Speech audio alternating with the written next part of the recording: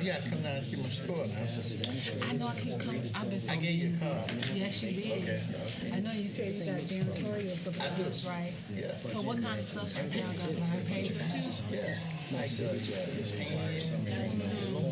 Yeah, I carry need that out kind of and stuff. different stuff. You know what I mean? Yeah. Couple little lids on it, like people put their little jerk and stuff like that. Yeah. Stuff like that. Oh, okay. Everything. Be sure we're doing this I correct. do need to come. I didn't even get to go to some of your things. I've been so busy. Yeah, they're nice too. I know. That's why Lois said, and I told myself, I'm gonna come and get my stuff.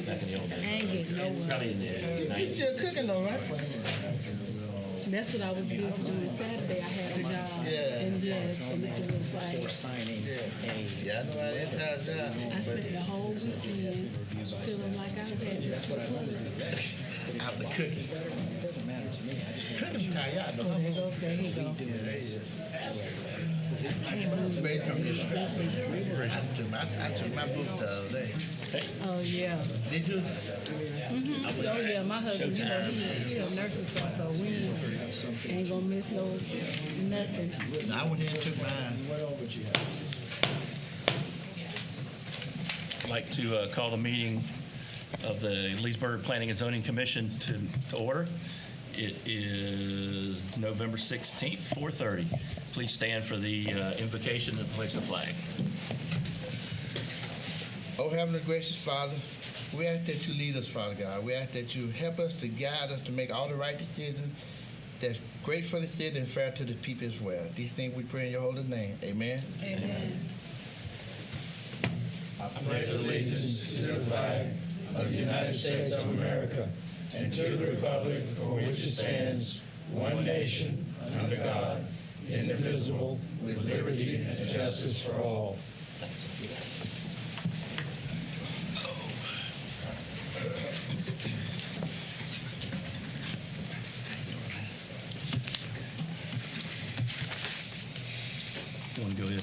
Why don't we go ahead and swear everybody in first thing? Anybody that's going to speak tonight for or against any of the cases, please stand to be sworn in. If you're not sworn in, you cannot speak. Do you swear or affirm the testimony you're about to give is the truth, the whole truth, and nothing but the truth? I do. Thanks, everybody. Okay.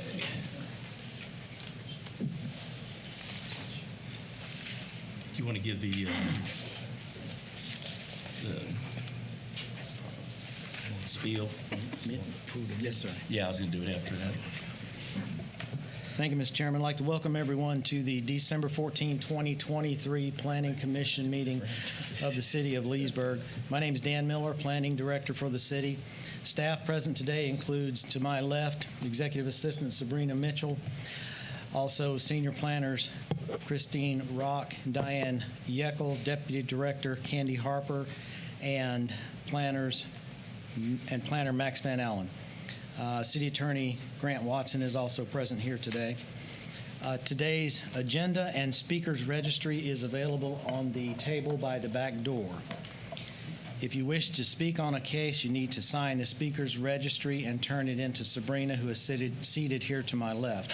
Under the rules of participation, the meeting will be conducted under the following process. The chairman will announce each case. Staff will read a list of exhibits that includes maps, photos, and text into the record and present this information on the screens. Staff will then read a recommendation into the record. The applicant will have an opportunity to speak about the request. The chairman will allow time for public comment. The applicant will have an opportunity for rebuttal. The chairman will then close the case to the public, and the commission will discuss the case. A vote will be then taken, and the commission will move on to the next case. The Planning Commission is a citizen board that is appointed by the City Commission. They're charged with two major responsibilities. One is to make final decisions on cases such as variances and conditional uses. The second is to make recommendations for issues to be heard by the City Commission. There are 7 cases on today's agenda.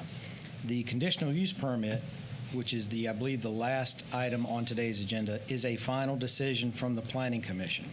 The remaining 6 items are recommendations from this commission to the City Commission.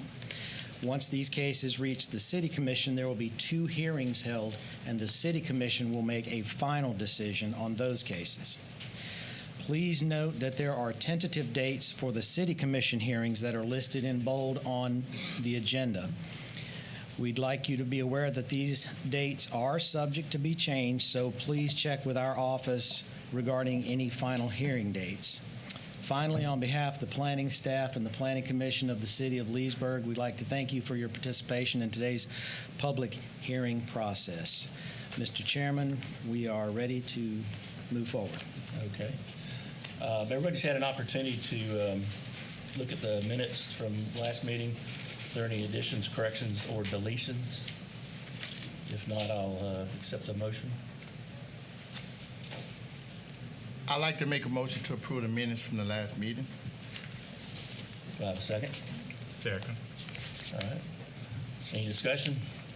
All in favor say aye, or we don't need to do roll call for that, do we? We'll just do roll call and Okay. keep it all consistent. Okay, roll call. Okay. Commissioner Sanders, Yes. Commissioner Sennett, Yes. Commissioner O'Kelly. Yes. Commissioner Kaplan, Yes. Commissioner Carter, Yes. Commissioner Marshall. Yes. Thank you. I've got a question. On our agenda at the beginning of the packet, it has the large-scale comprehensive plan. But in the packet itself, the first one is CDC. It should be the CDC first. Okay. I was going to suggest that anyway, because Thank you. go ahead and knock Okay. that one out. Yes, sir. We had to make some changes to the order. If they were not reflected in your packet, I apologize, but That's okay. we'll go through it. I got confused for a minute. I went, wait a minute, that's not the same one. Yes, sir. Okay.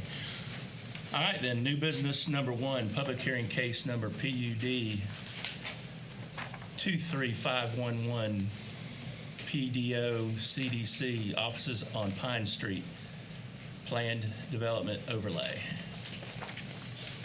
Thank you, Mr. Chairman. This is a request for a planned development overlay to allow for an office as a permitted use in the R3 zoning district and a waiver from the code requirement for a minimum 5-acre requirement for a planned development overlay. The building was constructed in 1971 as a hotel. It is generally located on the north side of Pine Street and east of Child Street. Property is approximately 8,250 square feet, just under 0.2 of an acre. The current zoning on the property is R3, which is high-density residential, and future land use category is general commercial. Property is owned by the Community Development Corporation of Leesburg.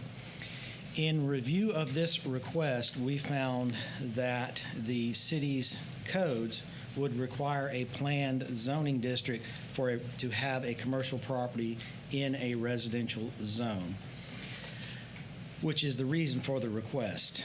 So although the property is currently under renovation, it was originally used as a hotel. In staff's opinion, its best use at this time is for an office use. I'd like to ask Ms. Christine Rock, Senior Planner, to present the maps and photo exhibits, which include the aerial zoning, future and surrounding land use, wetlands, flood zones, and CRA maps. All right, good afternoon. The aerial map shows the subject property is located at the intersection of Mike Street and Pine Street. The property is currently zoned high-density residential. And the property will continue to be zoned high-density residential, but we are proposing a planned development overlay. The property has a future land use designation of general commercial. The surrounding land uses are multifamily residential to the north, hospital to the south, museum and residential to the east, and commercial to the west. The property lies within the greater Leesburg community redevelopment area. The property does not lie within the flood zone. It also does not have any wetlands. It's located within Commission District Number 1. 2 public notification signs are posted on the property. The top photo is the first sign, which was posted at the intersection of Mike and Pine Street, and the bottom photo is the second sign, which was posted on Mike Street. The top photo is looking across Pine Street, and the bottom photo is looking across the front of the property Yeah, and then the, sorry about that, is looking across the front of the property on Pine. And that is all I have. Thank you. Thank you, Christine. With that, we move into the departmental review summary. The project was sent to all the various city departments, including Lake County Public Works. There were no comments from the city departments. It's already on city utilities. Lake County Public Works had no comments. School board stated it was exempt from school concurrency requirements. Under public responses, we did not receive any public responses on this. I'd like to read out the recommendation, which included this time a background, as you'll see on your PowerPoints. Beginning with the Community Development Corporation of Leesburg, CDC offices on Pine Street, which is case number PUD 23511. The request is broken into two parts. First of all is to add a planned development overlay in an R3 residential zoning district to permit an office use in the general commercial future land use district. The second is a request to waive section 25282A1, which is a 5-acre minimum for a PDO, planned development overlay. Staff intends to work on the land use code and remove that 5-acre minimum, because PDOs are planned development overlays is simply leaving the underlying zoning and adding a layer which says you can have this use under specific conditions. That's all it is. Very simple. And staff believes, as you will see under this background, why we're calling this case in this manner. Under the background, as provided in Chapter 25-280, the R3 high-density residential zoning district does not permit office uses. However, in this particular location and circumstance, we believe an office use is compatible with the surrounding uses and does not pose or create a detriment to the surrounding properties. In addition, the structure appears to be originally built as a transitory use, meaning a hotel. The activity created through the transition of the building into office uses would allow an economic benefit to the neighborhood by creating new employment opportunities. As currently zoned, the rezoning this to from R3 to another zoning district or changing the future land use would constitute what is known as a spot zoning, where you have one single zoning surrounded by another zoning.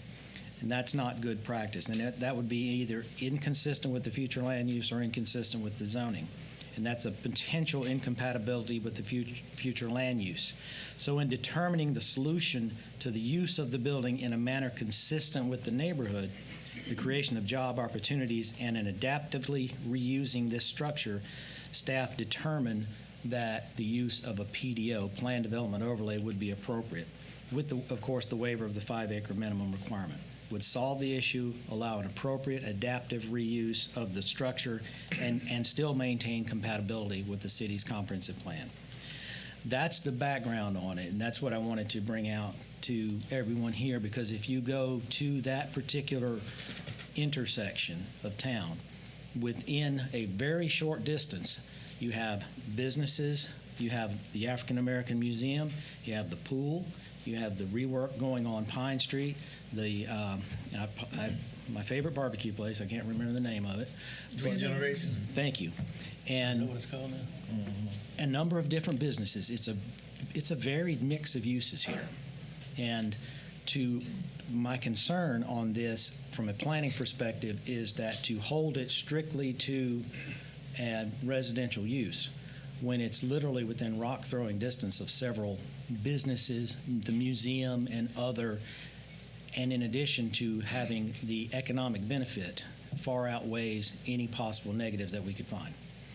So with that, the Planning and Zoning Division is recommending approval of the request for the following reasons. One, the proposed request on the subject property for the addition of a planned development overlay with a request for a waiver from section 25282A1 is compatible with the existing zoning district of R3 high density residential and the surrounding zoning districts, including Pine Street commercial and public. 2, there's no change proposed to the future land use designation of general commercial. The proposed request for the addition of a PDO with a request for the waiver is compatible with the current surrounding future land use designations, including general commercial, transitional, and institutional. 3, the addition of the proposed PDO with the waiver will allow for an office consistent with the surrounding land uses of the surrounding properties while maintaining the existing zoning and future land use designations. It's kind of a different property, but staff believes it will work quite well. 4, the proposed request does not appear to create a detriment to the surrounding properties based on the location and proximity to compatible development and is therefore consistent with the residential use compatibility requirement in the City of Leesburg Comp Plan, Future Land Use Element B1I, General Commercial. So the action request is vote to approve the addition of a plan development overlay on an R3 high-density residential zoning with the request for a waiver from Section 25282A1 and forward this recommendation to the City Commission for consideration. Pastor John Christian, who is president of the CDC of Leesburg, is here to represent this case and answer any questions you may have. This is a recommendation, not a final decision, and staff is recommending approval. And there are no flood zone or wetlands issues on this property as well. So, thank you, Mr. Chairman. Yeah, I'm sorry. Go ahead. Yeah, and I just wanted to jump in because Dan had talked about the waiver, I guess, a number of times. The code actually contemplates the Planning Commission considering that type of waiver, so it's not something that's sort of being pulled out Yes, sir. of thin air. It's actually written into the code that planning is able to waive that 5-acre minimum. Yeah. Thing I was going to ask was, I'm surprised that that Pine Street zoning classification that we did several years ago. It 'cause picks up. I was on back then. It picks up next door. That's Because the whole time I'm going, it should be allowed. right. And that was a surprise because I had assumed when it originally came in that it was Pine Street commercial. Anytime you have a zoning applied to a property, there are going to be a group of properties, not necessarily one single property. But that group of properties needs to be treated equitably in the same way if they're in the same zoning district. And the problem is that a zoning category, a zoning district, I should say, isn't perfect for every single property within there. It's as close as you can get. And a restriction on a structure that was built as a motel that can easily be converted into an office is not, in our eyes, a good economic practice or good planning practice.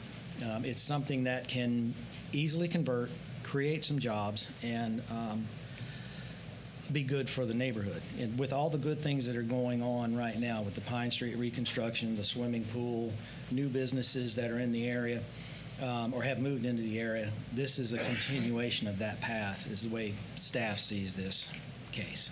Cool. Okay. Any other questions? I'm sorry. I have a question. Yes, sir. In looking at the picture, it was a motel prior. Is there enough parking, or are they going to be changing the front of that layout to pull up parking? Otherwise, they're going to be crowding the streets. Right. There's no parking currently, whether it's a residence or an office. There's not any. You can park on the streets, which is what happens now. So the parking issue doesn't change because of the change of use. No, but I'm saying, where did they park when it was a motel, hotel? On the streets and behind the building. It seems like they got enough lawn, I don't know how deep it is, that they could make that a parking lot where people, And that is true. The potential is there to do that. yeah, well, that would be a suggestion. Okay. Well, there was some exceptions that when they did the Pine Street district, they eliminated a lot of the parking requirements to make it easier for businesses to start up there and get it moving again. So Yes, sir. That's correct too. I remember one thing. Yeah, I just want to keep the Your point's well taken. cars off the street. Yeah, because that's the whole thing with the renovation that's going on now. There's never been sufficient park on Pine Street. Right. Ever. And with the renovations, as Commissioner Sanders indicated, that will increase the parking availability over there. There's a little bit of parking behind this building. Right now, what we believe is the overriding concern is that it will take the old building that's really not being used and put it into a productive use. I agree with that. I was just concerned about the parking Yes, sir. situation. Okay. Any other questions? Does the applicant want to add anything, or? Yes, sir, Mr. Chairman. If we can pull the back up, please. Could you give your name and your address, please? Pastor John Christian, 903 County Road 468, Leesburg, Florida, Chairman of the Board of the Community Development Corporation of Leesburg. To the commissioners concerned about parking, as was stated, Pine Street's always had an issue with parking. The CDC, however, does own the parking lot to the rear of the subject property. 1 to the 3rd lot is actually owned by the Community Development Corporation. And then the new CDC parking lot, which supports the Pine Street businesses off of Pine Street, right behind, I think that's 327 Pine Street. Dan, if you can point to that one. 327. Right behind there is going to be about, I think, 30 additional brand new parking lots. And with the widening of Pine Street, it'll be on-street parking from Child Street up to Canal Street. So we believe that with this usage of office space, it will actually create a synergy for people to be able to walk freely and safely, and wouldn't have a problem parking a little further down and walking to the existing businesses and the new businesses that are coming. Thank you, Pastor Christian. We talked about the CDC parking lot, and I forgot to mention it, but Are there any questions for the applicant? How many square footage are the offices? Because they're like they're smaller offices, Yeah, right? they're actually probably, I think the total, and I didn't measure, I'm sorry, but they were actually kind of shotgun units where people were living.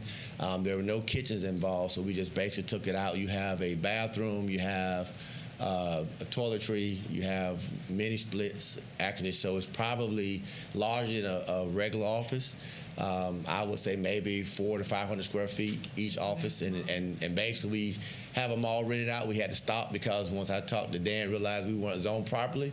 So basically we had to put a hold on the last rental unit. So there's not a shortage of people who wanted to utilize this place. And right now we have a home health agency, a hair braider, and possibly a retail kind of office that'll be there currently. So I think you'll be happy with the end result. We're excited about when Pine Street is finished. You'll have more activity that will complement the aquatic center in Leesburg.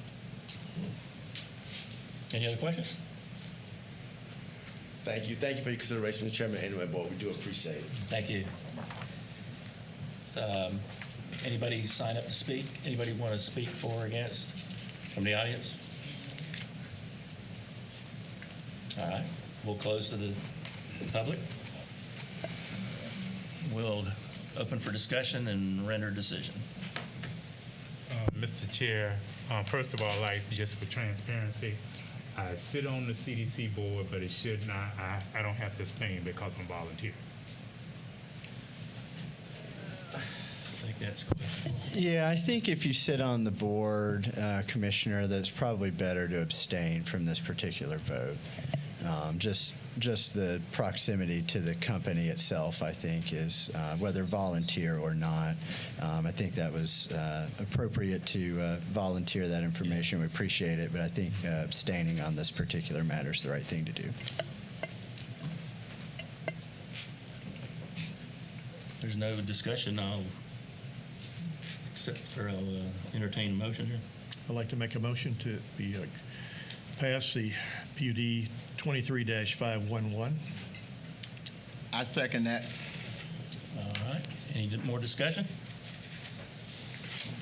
Roll call. Commissioner Sennett, Yes. Commissioner O'Kelly. Yes. Commissioner Kaplan, Yes. Commissioner Carter, Yes. Commissioner Simeone, Yes. Commissioner Sanders. Yes. Thank you very much. All right. And good work, by the way, Pastor Christensen. Public hearing case number LSCP 23479, Banning Ranch Phases 3 and 4, large-scale comprehensive plan map amendment. Mr. Chairman, we have two cases that we would appreciate being able to discuss these, introduce these together and vote separately, if that is all right. Perfect. Thank you, That was sir. the plan, and I forgot. Okay.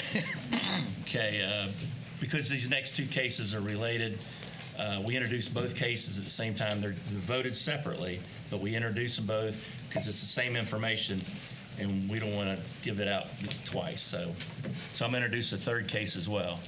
And that's public hearing case number PUD 23480, Banning Ranch Phases 3 and 4, Plan Unit Development. Thank you, Mr. Chairman. Thank you.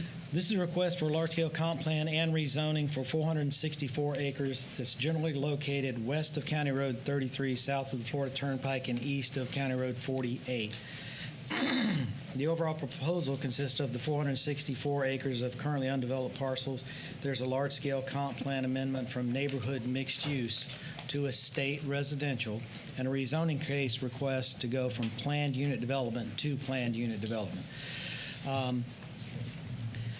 would like to note that any change in the future land use does not change the allowable density. The neighborhood mixed use is 4, and the requested estate is also 4. The specific request is to allow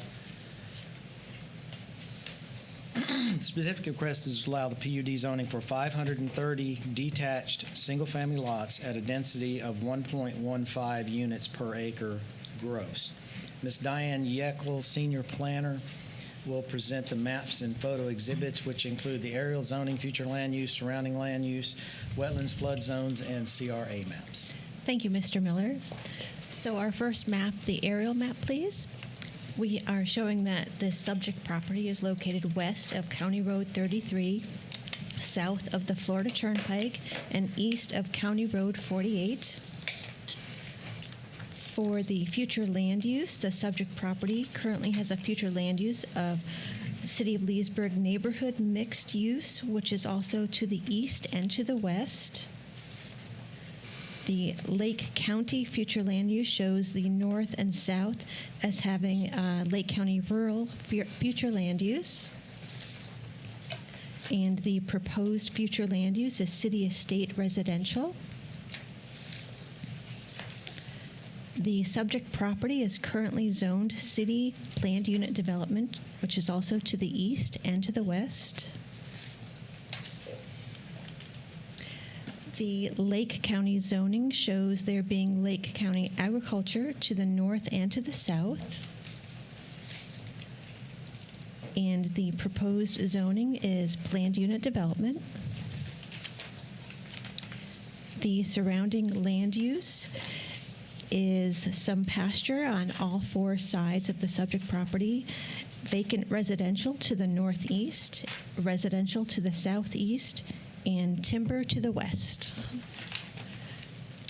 For the flood zones, there are scattered flood zones throughout the subject property, and there are also areas of wetland throughout the subject property. And it is in City Commission District number 3. Some photos were taken of the sign posting. The first one is a close-up of the sign that was posted on the top. The bottom is a sign looking east into the property on 33. And the top photo on the second page is looking west across the street on 33. And the bottom photo is looking north on 33.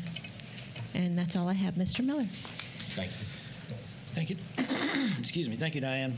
Under the conditions of the PUD zoning, the permitted uses include detached single-family residential development. There's no commercial, no industrial use contemplated. So anything that's not a permitted use is going to be prohibited. That's going to include industrial, auto sales, tattoos, anything that can be considered commercial. You can go outside. Thank you. Anything that's going to be considered commercial industrial, anything like that. It's not going to be permitted.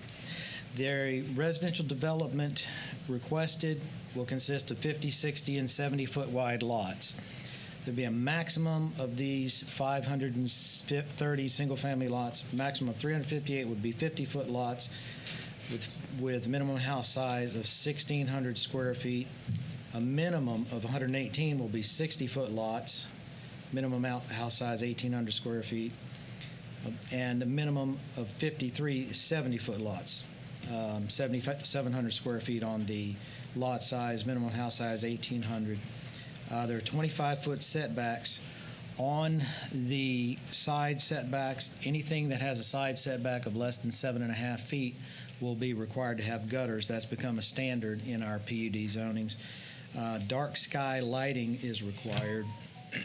And what that means is the lights must be directed and shaded so it doesn't bleed off onto adjacent properties. The requirement for 2 trees in each yard, architectural standards, which I don't know if we have those architectural standards in the in there or not, but you can get to the max as we're talking about it.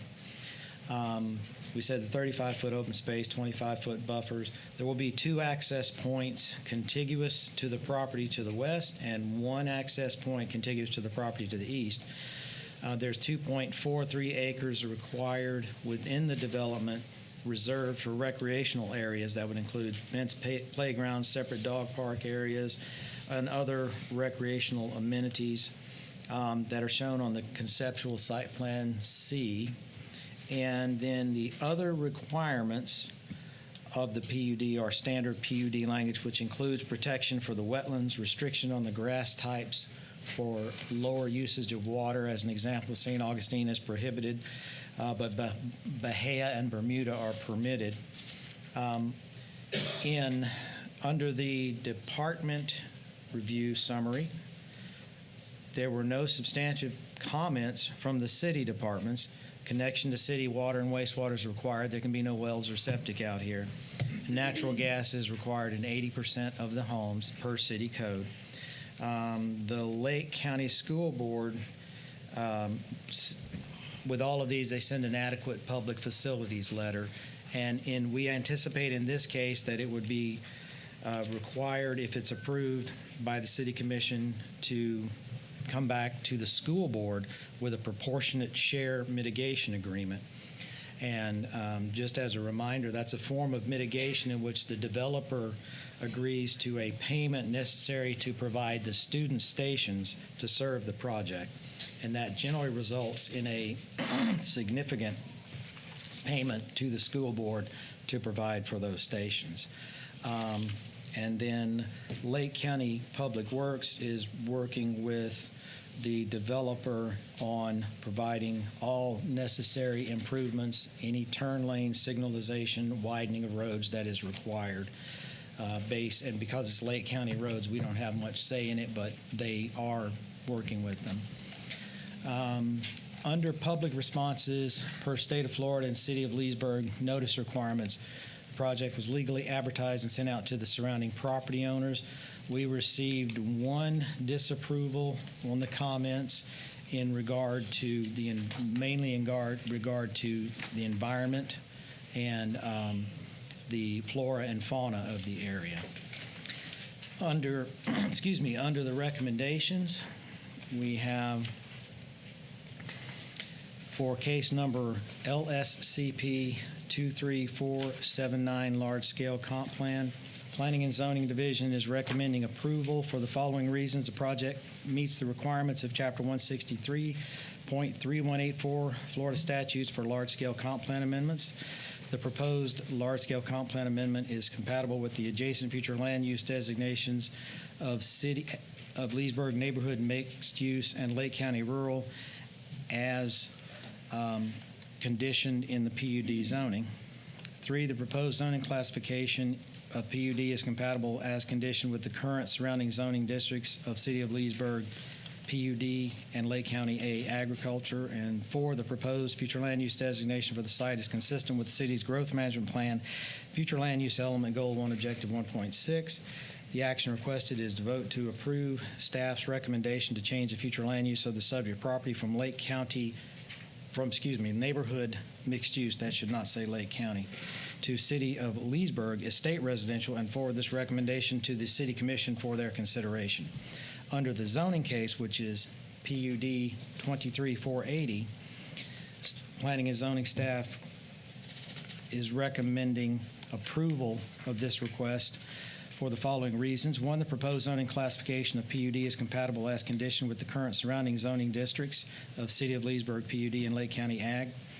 Two, the proposed large-scale comp plan amendment is compatible with the adjacent future land use designations of Leesburg neighborhood mixed use and Lake County rural. Three, the proposed future land use designation for the site is consistent with the city's growth management plan.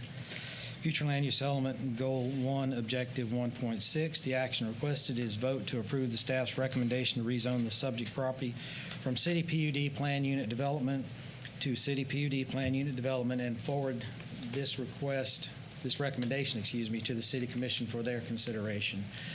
Mr. Chairman, we have Ms. Heather Erweiler of Land Planning Group of Mount Dora and Mr. Mike Rankin, also of LPG, to represent this case and answer any questions you may have. Staff is recommending approval for both cases. Any questions of staff before the applicant comes forward? All right. Good evening. My name is Heather Erwiller. I am the representative for the Land Planning Group Mount Dora, where our address is 1162 Camp Avenue, Mount Dora, Florida. And I just want to thank the staff for their very wonderful presentation and their recommendation of approval.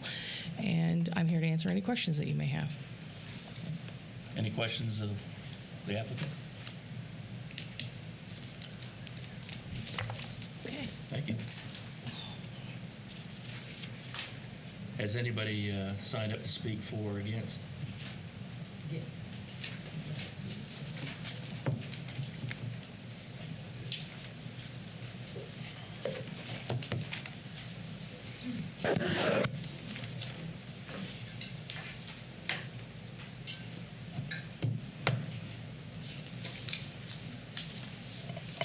Nadia Crispin?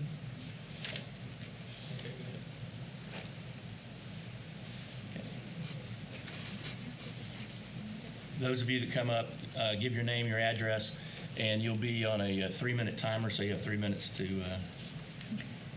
speak. Nadia Crispin, 2801 Hammock Grove Road, Groveland, Florida. I've had multiple concerns, so I'll try to keep it limited. One of the major ones is the sewage lines, because where we live, we have well water system along with the sewage. So the water is sucked from one side and expelled through the other.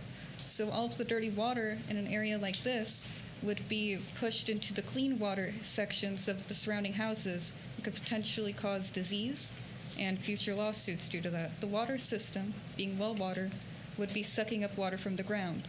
A lot of these buildings are built right on top of the wetlands. You can see in some of the diagrams. So it would be sucking up, especially 530 houses, immense amounts of water and could potentially cause sinkholes.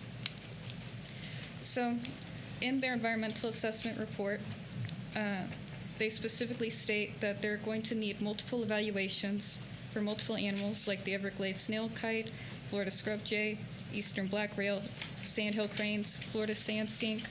When I called FWC about this section, they said that they're going to have assessments for state and national level FWC. So even more on top of that, they have not gotten assessments and permits for things like the Federal Department of Environmental Protection, Waters of the United States, Unified Mitigation System, St. John's Water Management District, anything like that. The environmental assessment report expires 90 days from when it was performed, which will be December 19th. Still need to do another one of those. So one of my major concerns is that the Florida statute 163.3177 to do with zoning all the area around it is zoned for rural community, 1 dwelling per 5 acres. According to their own plan, it's going to end up being 1.2 dwellings per acre with only 35% space, which would designate it as low-density urban housing. And according to Florida statute, they cannot have urban housing like that in this area. It would be spot zoning, and it would be urban sprawl. It would be very harmful to the community to have all of these building development, this huge density of people, polluting potential waters all around us, potentially causing flooding into our houses, agitating all of our agricultural animals like horses and cows. It could be dangerous to people. Thank you. Thank you.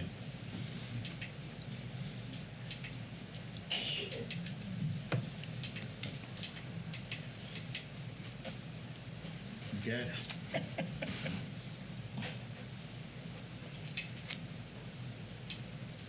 Oh, well. There you go. Do we want to address these as they come up, or do you want to let everybody speak and then have the applicant? I think let everybody speak and then give the applicant an opportunity to address any of the comments at that point. Yeah, that's kind of what I was figuring. Tony, thank you. My name's Tony Bombi, 2520 Falabella Court, Groveland, Florida, 34736. I'm representing the Clearwater Reserve HOA. That's the property that's just to the northeast there. A lot of this is not known to us exactly what the plans are, so it's a little hard for us to kind of have more questions than I have pieces. But general overall, there's a couple items that we have concern with from our community. The first one's County Road 33. It's already a traffic nightmare at 448 and 470. You have half-mile long backups many times a day, and with the houses you have proposed here and the other developments is planned right around that same area, we're talking a couple thousand homes, I think. That's 10,000 more cars on County Road 33, and I don't think there's any plans to widen 33. Schools obviously is a concern. If the development there, that's all wetlands there, so I don't know if there's plan to bring in fill dirt to raise the elevation, and if so, where's the runoff going? You know, I know they're not supposed to change that, but 5 years from now when this is built and they're gone with the money and that water starts, because my property is actually that back corner there where that water's going to come up into my property. Then what do I do? And who am I going to go after to fix it? I don't know if this is going to be city water or well water, but if you're going to add a couple thousand wells to that area, because our community's on wells, you know, where's the water table going to go? Same way with septic. Is it going to be in a sewer? I guess I heard the runoff from that's going to get squeezed back out into that wetlands. So we're kind of concerned with what's going on here. And it looks like if the development is all the way to the south, because everything north of that is low wetlands, and I'm concerned whether you're just going to let them fill dirt there or what. But, you know, we do, you know, I recognize development's coming, and we're not going to change that. But I want to make sure that we're taking into account things like the roads, where all this water's going to go, how they're going to get to utilities, what's going to happen with, you know, I know SECO will bring in more lines, but just concerned with throwing that many houses into that. Now, what I'm seeing, I can't oppose too much because it's as far south as I can get. My back window looks straight out into forever. Well, I'm going to be seeing houses at some point, so maybe they could add some type of tree barrier or something on the northern side of the property to kind of obstruct that and to minimize the impact to our houses there. And she mentioned wildlife. We do have bears, bobcats. Wouldn't doubt that there could be a panther around, normal animals, and that's going to push all of that up into our community also. So also, would we be able to get these maps? I'm not sure how to go about accessing them, so I can explain to my community what you're looking at. It's a lot better than what I had imagined. Yeah, speak with staff after the meeting. Okay. Thank you. Thank you. Just for your information also,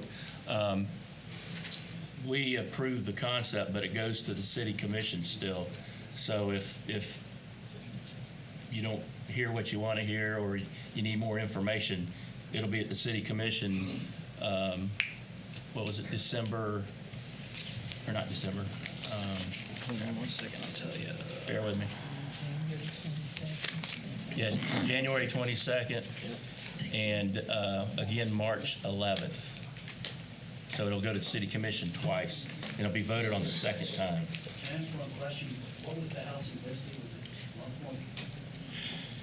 1 housing point, density, if I understood right, was 1.15 unit per acre on a gross basis, where you take the entire land and the number of houses. so the entire land? Entire land, that's how- But the that's how houses it's themselves done. would basically be like zero lot line type of house? 50, 60, and 70, so they're 10 to 15 feet apart, yeah. Okay. Thank you. All right. And TJ. Should have let you stay up here last time, shouldn't I?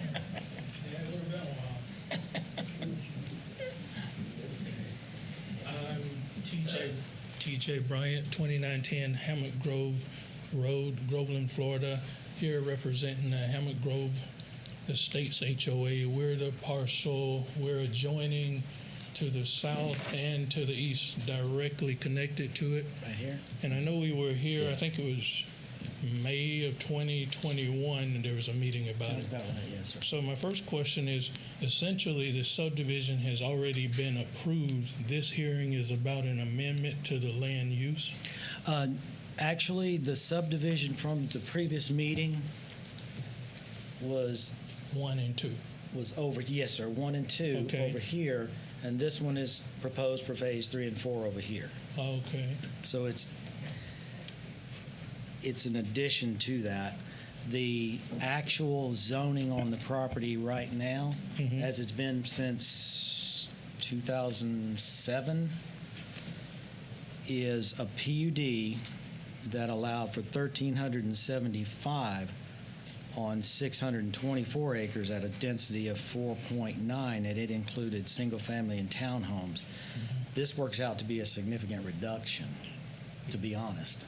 That was my question. Yes, sir. We're looking at changing the land use from neighborhood mixed use to estate residential, Yes, which sir. would lower the density, right? No, sir, it would leave the density the same as far as what is permitted overall. Okay. It's possible to permit, not that you automatically get that.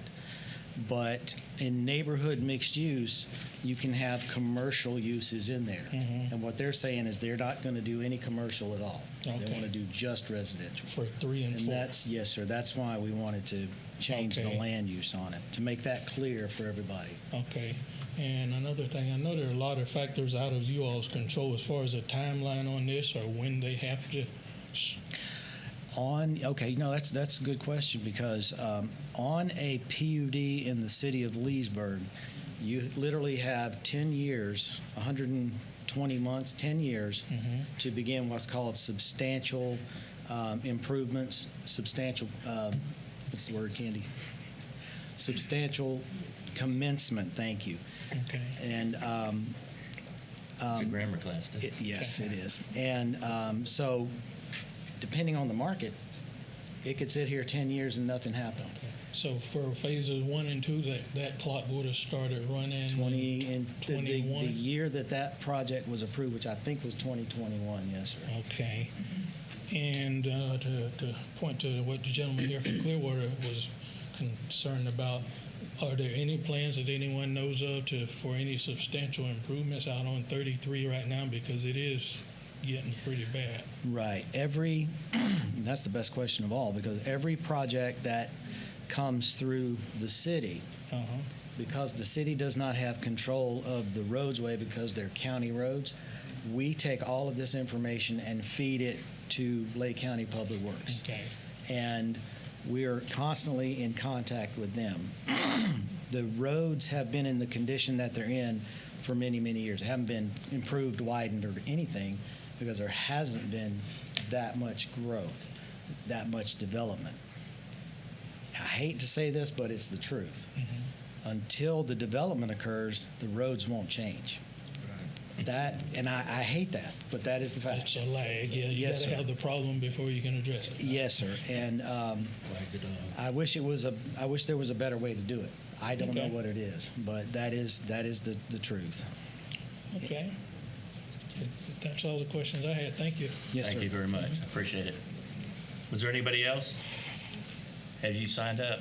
I have a card. I didn't know where to send it. Okay. Were you sworn in? Not yet. Okay. Please stand to be sworn in. And I might offer that the commercial says the meeting starts at 5:30. Okay. Do you swear affirm the testimony you're about to give is the truth, the whole truth, and nothing but the truth? That's to my ability, yes, ma'am.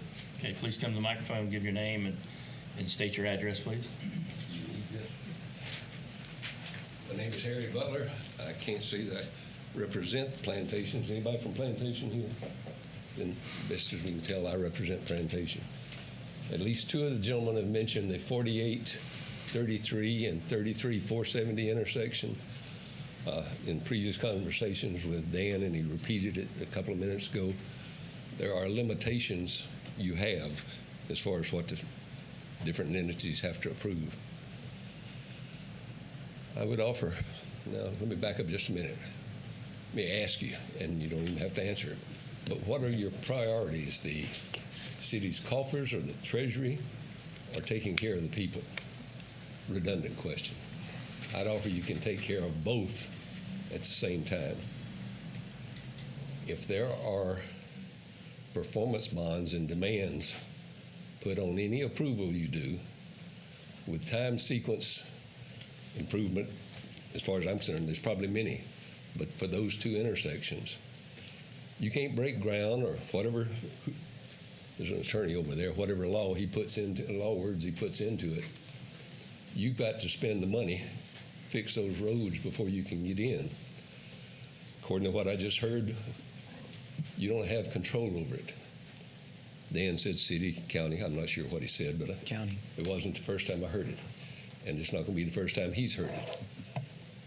Who represents the builder? I'll speak directly to him if there's anybody here. If they want it to happen by Thursday of next week, it will happen. I don't care about city and county. You know as well as I do. They have the money to make the things happen. I may be wrong if you're telling me that they can't do it without those approvals.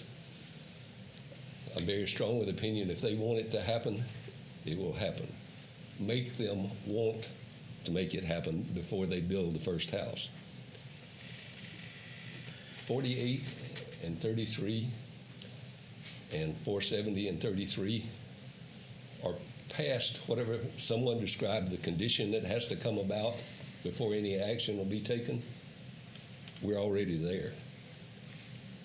The inability to make a left-hand turn if you're coming north on 33 and you want to make a left on 470 going to the turnpike, first car in the line of a quarter of a mile of people wants to make a left-hand turn. One car gets through because he has to wait till the end of the southbound people coming through. There's no reason we can't get a left turn light, a left turn lane, or something in advance of all of this happening. Thank you. Thank you. And if anybody wants to see the paper where it says 5:30, I'll be glad to furnish it.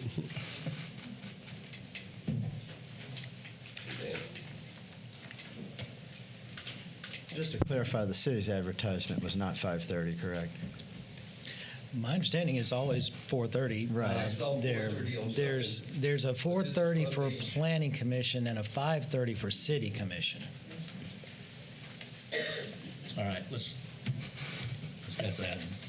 Is there anybody else to speak for or against?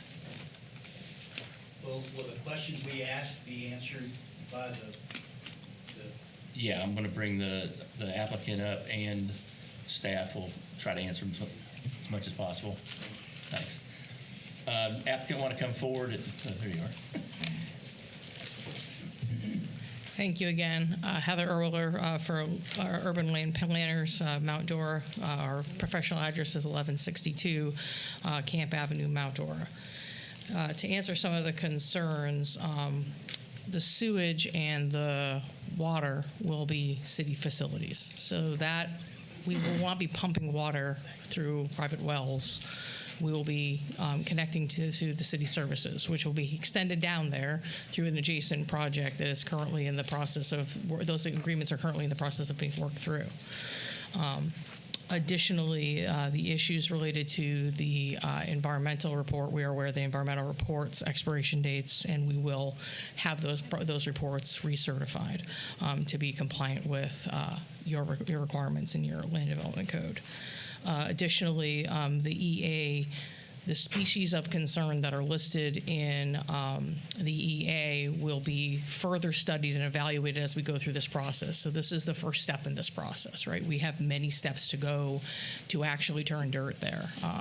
It will be some time going through those processes on top of going through the conceptual approval, which is what we're here today for, a recommendation to go to City Commission. There will be a final approval for the PUD, and beyond that, there will be requirements for the subdivision improvement plans and for the preliminary plat approval. During those processes, we will be also looking at these various permits and things that we need to get, and those permits are actually obtained when we get closer to the actual development process. So when we get into subdivision design, that's when those permits will actually be provided by the sister agencies and both federal and local and regional agencies. That includes Southwest or St. John's, and that includes Florida Fish and Wildlife. Any permits that we're required to get, we will be obtaining. With that, the wetlands that are on the property will be maintained. There is no plan for us to fill wetlands at this time. The wetlands and the floodplain that's there, that will be respected. That's why the development is set up the way it is in the southern part of the property, because most of the area to the north there is all wetlands, right? So we got to maintain those wetlands. The wetlands are going to be in the open spaces in addition to the wetlands that will be maintained. So the wetlands are going to be maintained. Additional open space will be included with those wetlands. There's recreational space that will be provided. The density is gross density, as Dan said, that is 1.15. Which is consistent with the requested future land use amendment that allows up to 4. This is a down zoning or a downgrading of what's actually allowed out there. Right now, we're currently allowed a significantly larger project with a significantly higher density for the residential and the potential for commercial development. So we are asking for this to move back into a single-family type subdivision. Lot sizes ranging from 50-foot lots to 70-foot lots, which is consistent with that future land use category. To address the number of houses and the buffering to the property. So the property along the north is going to have large wetland that's not going to have any kind of thing. So there's going to be a physical separation between the northern properties and where the development actually starts. So while there will be buffering, there's also going to be a physical separation because those wetlands are there that are going to provide that vista. So there's going to be separation. Landscaping that's existing out there now is going to remain, right? May I interrupt you just for a second? Sure. Can you do a guesstimate on how far that northern subdivision is from the beginning of your development? That I don't know the distance criteria, but the distance between the actual, like that last lot and the boundary of that's something that we'd have to look at. Okay, I was just curious. That's not something how much buffer? It's a significant. I mean, it's a significant distance because there's a lot of acreage here that's wet, right? There's over 200 acres that are wet. Right. So, and they're in other places, right? It's not just on that northern pieces. There's other wetlands. The wetlands are not all contiguous to each other, right? There's areas of wetlands that kind of goes across the property. Same thing with the flood zones. They're kind of across the property as a result of the wetlands, right? With that, I can answer any other questions that you have, but those are the issues that we have. So we'll be further studying this as we go through, updating all the requirements, getting all of our required environmental permits. But that's not something that happens at the PUD stage, mostly because those permits expire over time too, and we have a significant amount of work to do yet to get to turn dirt. And I can answer any other questions if you have any. Let me have the staff the commission ask first. Any questions of the applicant?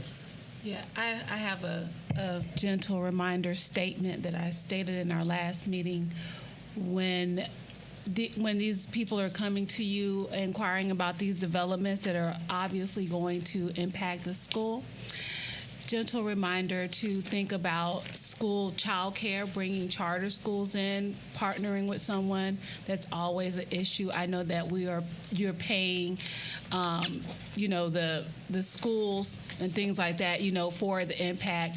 But that's a nice addition to think about. They're coming to you to plan the community. So I just want to remind you to consider, charter schools, daycares, anything when you're bringing this amount of homes into the area. Thank you. Certainly. Okay. Go ahead. Okay, my question is, apparently we have 1.15 units per acre. Correct. You got 50-foot lots, 60-foot lots. That's a lot more housing going into 1.15 acre. Just mathematically saying, you got an acre is 409 square feet, and you're talking about a 60-foot house, a 70-foot house, and that doesn't. It's from gross. So it's gross. There's 446 acres that we're starting from. Oh, so you're counting the non. Correct. Because Lake County is so wet, to try to make that a number that satisfies everybody's definition, we have found to be impossible. So every development, and it's written in our comp plan that we will use gross densities to make these calculations.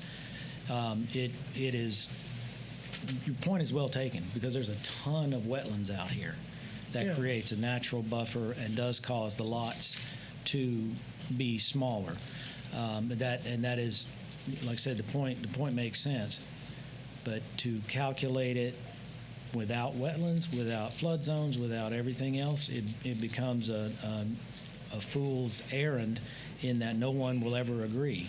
Not the public, not the scientists, not the city commission, planning commission staff. No one can come to an agreement on what constitutes the real density. So we establish that we do it always by gross. Show you the map so you can see that, because there's a massive difference between 1 unit per acre and 1 acre per unit. Switch those two words and it's a whole different ballgame.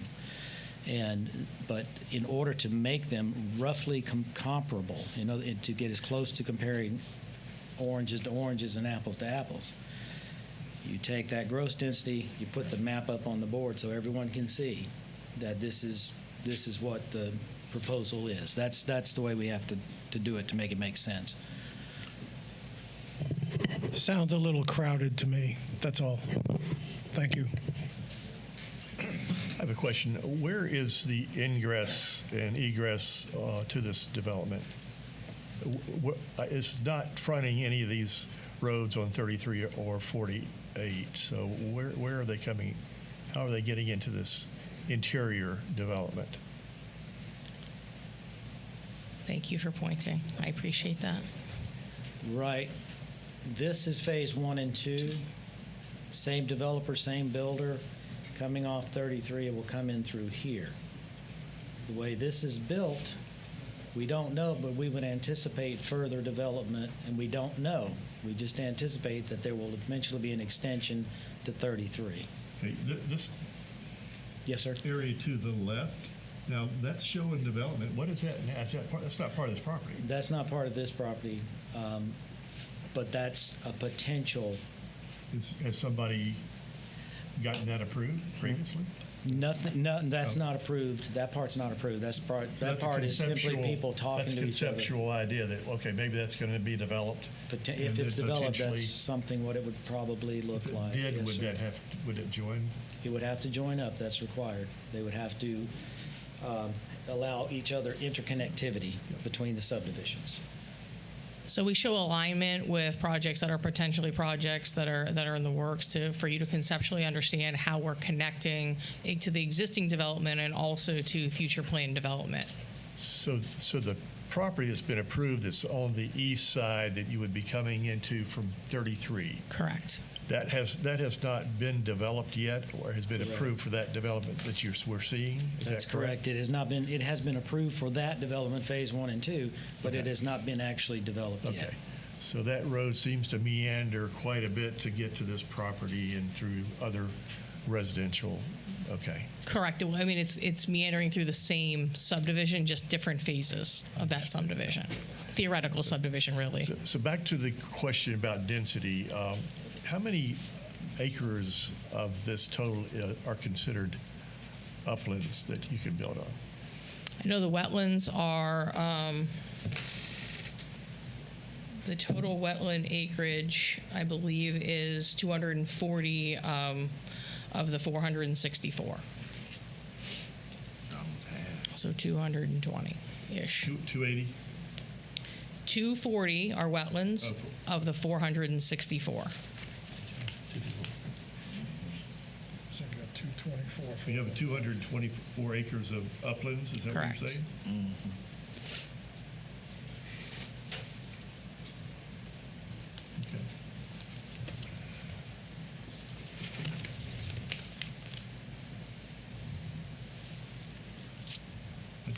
Okay.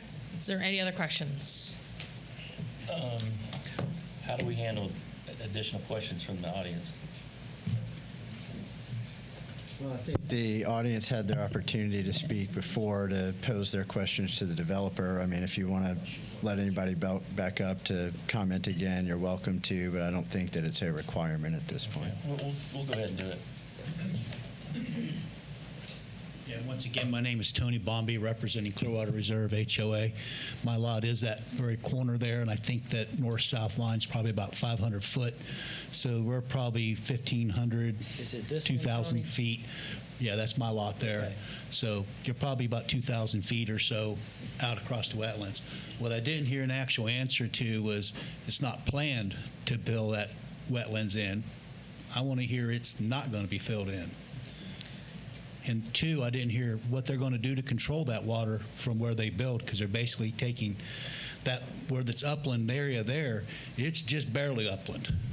I've been there for 10 years, and I've seen the water just up off the 100-year line, and it's down maybe 20, 30 foot from that right now. But that's mostly water all the way to where they're saying. So it can't be too much higher. So where's all that runoff going to go? It's going to go into there, which you're taking half of the water land that's there. It's going to rise those water levels. I want to hear what's going to actually be done to control that, and what the mitigation is going to be 5 or 10 years or whatever down the line when this gets built.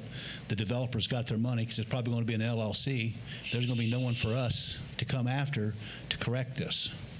So, and also is, can this density, or can they be permitted to fill that in and build more homes to the north of what they have proposed? If this is it, then I have less objections. If they can, at some point in the future, say, we'll put in some more dirt, raise this up, and fill that in, and put some more 50, 70-foot lot lines in here, that doesn't fit with what else is around there. So, but my concern is where that water's going to go. And I haven't heard the answer to that. Just, we're not planning to. Okay. We'll bring her back up here. Okay, is there anybody else? Thank you for your time. Sure. The lady behind you. Okay, you two are it. Then we're going back on schedule. So I have two major concerns. One of Well, do you which- have questions? I mean, you've already done your Well, it's presentation. to do with the wetlands that they said that they are not filling. I guess I have questions because on their maps that they provided, the wetlands do cross across where they're putting in houses. So they have to fill in something, right? Because there's wetland, there's marshes there on all their maps, including in the upper corner of this map that they have displayed. You can see the middle section cutting across, and there's buildings over it in the building plan. So are they not filling that in? I'm confused about that. But the other one is the gentleman was talking about the lots and a concern about how small the lots are. It says in this map as well, on the top, the color-coordinated boxes, that the lots are 50-foot by 115-foot to 70-foot by 115-foot lots. So the builders discussed that it's not going to be that small. That sounds small to me, so now I'm a little confused about that as well. So that's the questions that I'm still not I hope sure of would be that addressed. question. What's your question on the last part?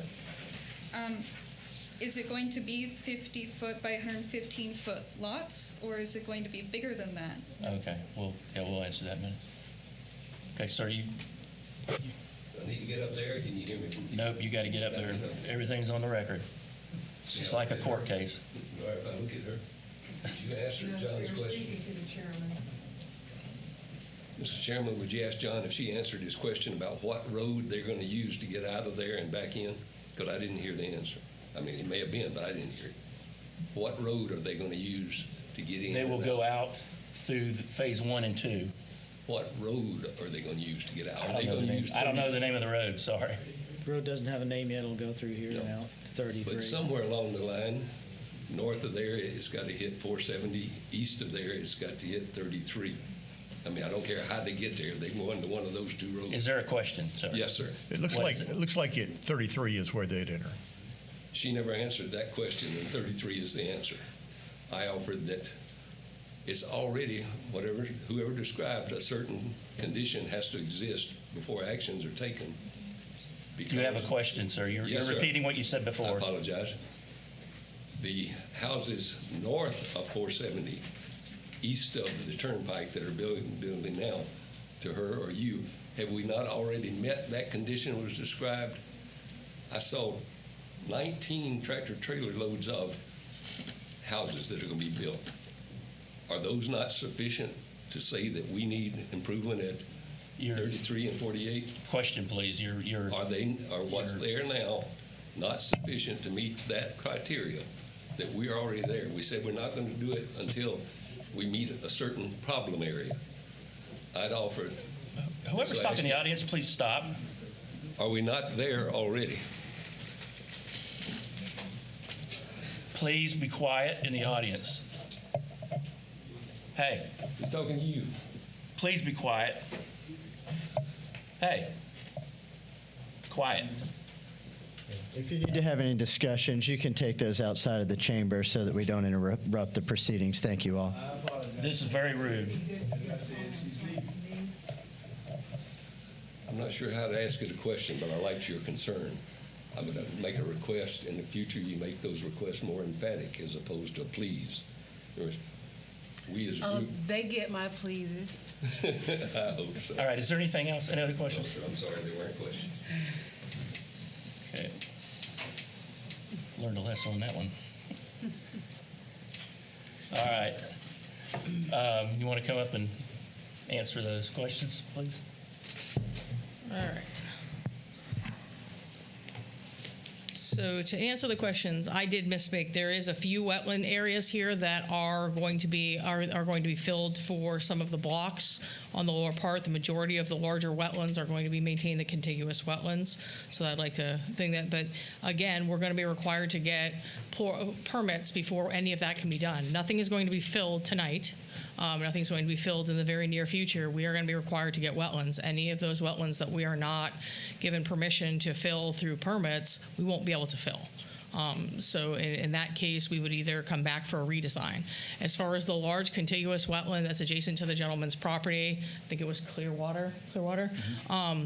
That area, we can't, there's no way that the state would give me a permit to fill that. Because it's a contiguous wetland, I wouldn't be putting houses in there, I wouldn't be able to because of the quality of the water. To talk a little bit about the water, so if you see the blue areas all over the subdivision, that is the stormwater ponds that we're required to provide. The way that, thank you, Dan, the way that our permits will be done through the Regional Water Management District is they will give us wetland permits, and we will have permits through DEP as well for wetland mitigation if we're required to do mitigation.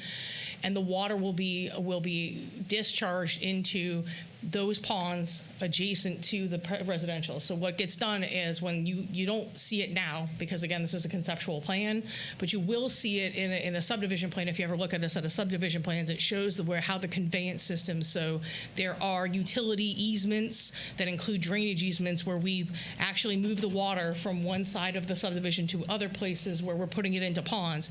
Those ponds are excavated in those low areas generally that you're talking about, the areas that are already kind of collecting water during high rains or during those types of things. We purposely set up not so much in the wetlands, but those adjacent areas that are actually uplands, but they're lower. So what you were talking about, where you were saying that, yeah, it may be uplands, but it's low, and when the water's high, it goes there. It does go there, and those are the areas that we try to concentrate the stormwater management system in, and then we will use swales and conveyance systems through the roadways and adjacent to the roadways to move the water if it's in an area that it's higher, to get it to those elevations. And our permit through St. John's is required to maintain so much on-site at a time. One of the other things that we're required to do is we're required to match the preconditions. So this is a vacant piece of property. When I go to actually develop it through the St. John's process, I have to demonstrate that I am not going to impact adjacent property owners, that the water that is coming to this property now and being stored on this property is going to either be maintained on this property, or it's going to be conveyed elsewhere into some other system if there was some other system. So theoretically, yes, water will end up in the wetlands, but it will not be untreated water. It will go through a stormwater collection system and ultimately end up in stormwater ponds. That doesn't mean those stormwater ponds won't discharge to the wetlands, but ideally, the water that sits there will allow sediment and allow any of the things that are noxious to the environment. We're not talking about sewage. This is not your sewage water. This is not wetland water. This is water that is of the same quality of the water that's being discharged into the wetland. We have to prove that scientifically as part of the St. John permit. So that addresses, I think, your concerns. That water level can't be raised. Yeah, we can't do that, right? We have to show a post and post condition that is similar to and equal to the precondition. If we're not if we are causing some kind of off-site problem, that's why the engineering reports are required to do geotechnical reports, and we're required to show those flows for the stormwater management systems. We, I think, have solved where we're going to connect to. We're going to connect through the existing phase 1 and phase 2 to 33. There is additional properties that are potential development properties that we are showing connections to, because the comp plan requires us to show contiguous connections to properties that may be developed later. And so we are doing our best guess to provide those. If this gets developed first, any of the adjacent properties would have to meet those and align their roadways to the roadways are here. If we develop later, there may theoretically be a need for us to align to those existing, whatever's there first. Whoever's in first, right? They're the ones we would align our project to. And that's what a lot of what the planners here and your staff do. What they do is they work every day, all day long, trying to figure out the puzzles, right? Because a lot of this improvement does have a 10-year window on it. They don't know what's going to happen first. And so they spend a lot of time during subdivision review making sure things connect, making sure utilities connect, making sure the roadways connect, making sure the water systems connect, so that water moves through properties now, whether they're vacant or not, right? It moves through properties now, and so the after condition will also allow that water to move through those properties, right? So the idea is that the conditions that are happening now are replicated. Now, they're not replicated the way that they are now. They're replicated through other technologies, right? Through groundwater sewer systems, through the stormwater ponds, through conveyance systems.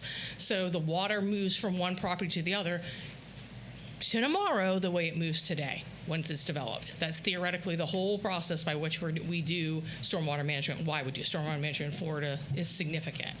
I did hear what you said about the schools. I have one other thing. Yep. In regards to the water, because that young lady's concern was the sewage, and you said that it's not going to affect the other property around it, but she was concerned about the sewage lines and the wells and stuff like that. So I thought maybe if she heard it, you made it clear. Yeah, no wells. Once again, there are no wells here. This is going to be connected to a central sewer and water system, right? So the sewage that is created by the potential homes that are going to be there is going to be funneled out of the subdivision, go to your treatment plant, or multiple treatment plants, depending upon what the flow is scheduled to go, and it will be treated there. It will not be treated on site. It will not be discharged on site, right?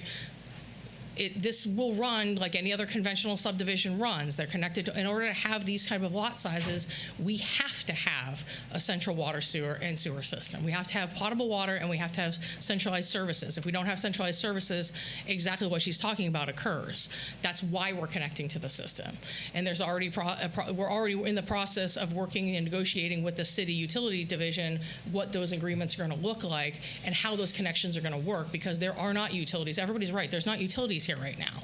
Those utilities are going to be funneled through the subdivision that is adjacent to us, that is phase 1 and phase 2. And they may come from another source depending upon which subdivision comes in first, because I have to prove that those water and sewer is available to serve whatever houses get built. I have to prove that through the building permit process. I cannot get a building permit from your building division without proving that there's water and sewer available. I need to be able to turn on the tap and flush a toilet. If I can't do that, they're not going to issue me a CO for any home that's built. So, and it's first come, first served. And it's first come, first served. There is no capacity reservation. So this is not reserving capacity. This is me demonstrating through these plans and through all the information I've provided to you that we can theoretically provide the subdivision. And we can meet all of the requirements for what's called level of services. Schools are a level of service. Roads are a level of service. Utilities are a level of service. So we need to prove that as part of the process, and that's what your staff here has done a great job laying out the staff report, telling you these are the things that we have to prove, and the applicant has provided the information to prove that they're available. That doesn't mean it's going to be built tomorrow, because as Dan talked about, it's a 10-year timeline on this particular application. Yes, the future land use is going to get set at the estate, because today that is what the developer is looking to build. The developer wants to build 50, 60, and 70-foot lots. And the owner, to build those lots and develop on those lots, I have to provide all of the resources that are needed to serve those lots. It is on the developer's responsibility to basically meet the requirements of your comprehensive plan and your land development codes as they go through these various stages. And so I did hear you on schools. For schools, at this time, we will be working with Lake County schools. If Lake County schools, if Helen Laval comes to me and says, hey, we need a school, then we will be contributing to whatever school is needed. Mm-hmm. This subdivision isn't planned to have a central school site at this time. That doesn't mean it may never happen, because again, I got a 10-year time frame before this builds, and I don't know what else is going to happen in the area. I only know what's going to happen in this particular subdivision on this particular night based on what we have before us. Right. Because the developer doesn't have a time frame for the actual construction side for this. We're too early in the process. Tell me this, when I've seen other projects that have come in locally here in Lake County, and a school has popped up prior to the development popping up, what's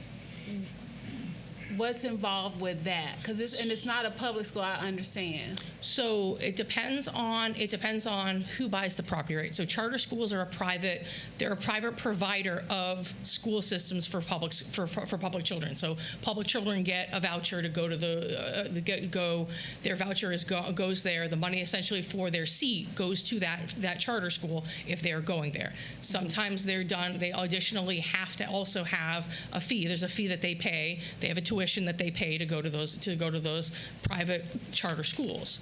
There's a couple of different ways charter schools work, right? And so as a result, many times you will have a developer buy property and develop a charter school, but that doesn't mean that charter school is associated with any particular development. It may just be a private entity that is buying that land because the land's available. It's a significant enough portion of a parcel that they can make a school happen, because a school is not the problem. It's all of the things that come with the school. Oh, no, the parking lot, the loop for the school bus, and it's all of the fields and things that we want, because we want our children to be healthy, right? We want playgrounds, we want those things associated with schools. So a lot of times they need a good-sized property in order to do that. And the state kind of lays out the sizing for different school levels of school on what you actually need, whether you're a charter school or a public school. And you will see that sometimes that Lake County will buy property. Lake County owns property. Lake County Schools owns property all over the county, and so they're measuring school attendance levels all the time, and they're determining what is available at the individual schools to provide for portables or temporary classrooms or permanent classrooms. They're studying that all the time, and we have to submit in as part of that school concurrency process and assign students, the theoretical students. We're not getting concurrency today, but we're evaluating to find out what it's going to look like coming from these 530 these 530 homes. Thank you. To answer the question about the size of the lots, do you remember right off the top of your head how many 70s, 60s, and 50-foot lots? Because there are different size lots. Yeah, there are different size lots, and I have that here. So for the 50-foot lots, there are 359 50-foot lots. They are measured at 50 foot by 115 foot deep. The 60-foot lots, there are 118. They're measured by 60 foot wide, 115 foot deep. And the 70-foot lots, there are 53 of those. They are measured again at 70 foot wide, and they are 115 feet deep. Does that answer your question on the size of lots?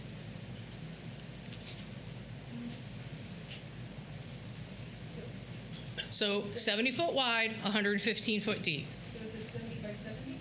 No, it's a 70 foot wide lot by 115 foot deep lot.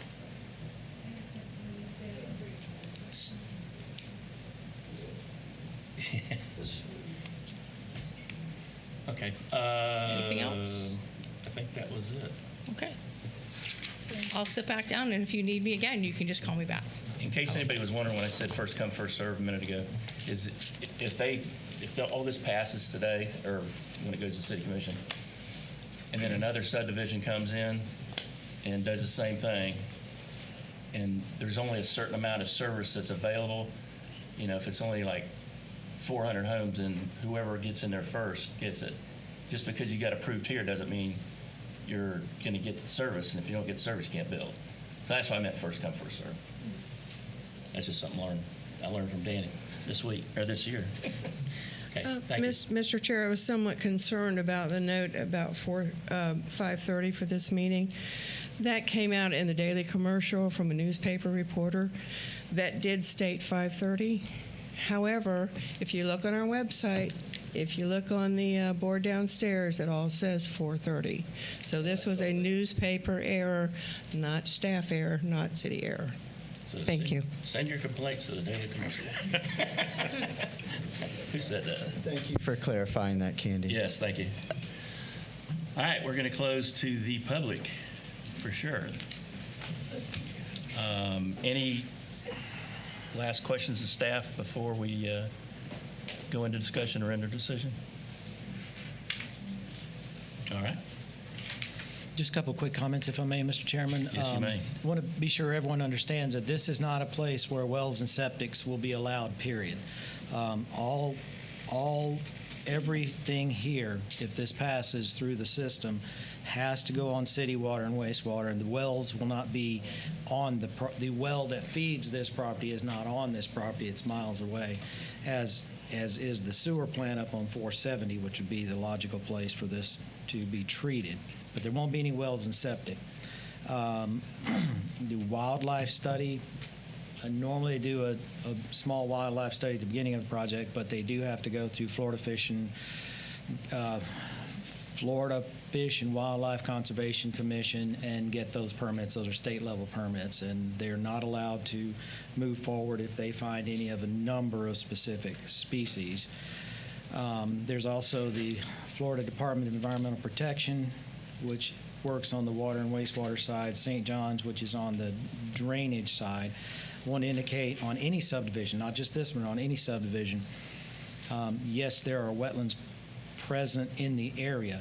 When you build a road, a house, anything that's impervious that water can't get through, that water does have to go somewhere. And that is the reason for the curbs and gutters and stormwater system that directs that water into various ponds, which are in the blue dots on there.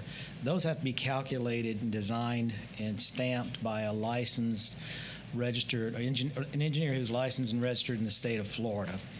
We have done many, many subdivisions and haven't had problems because of that state law that requires that. And then to the point of schools, yes, we are always in contact with the Lake County School Board on all of these projects. I suspect very strongly that this one will end up in a mitigation situation in terms of the developer. If they choose to move forward, we'll have to make a significant payment to the school board.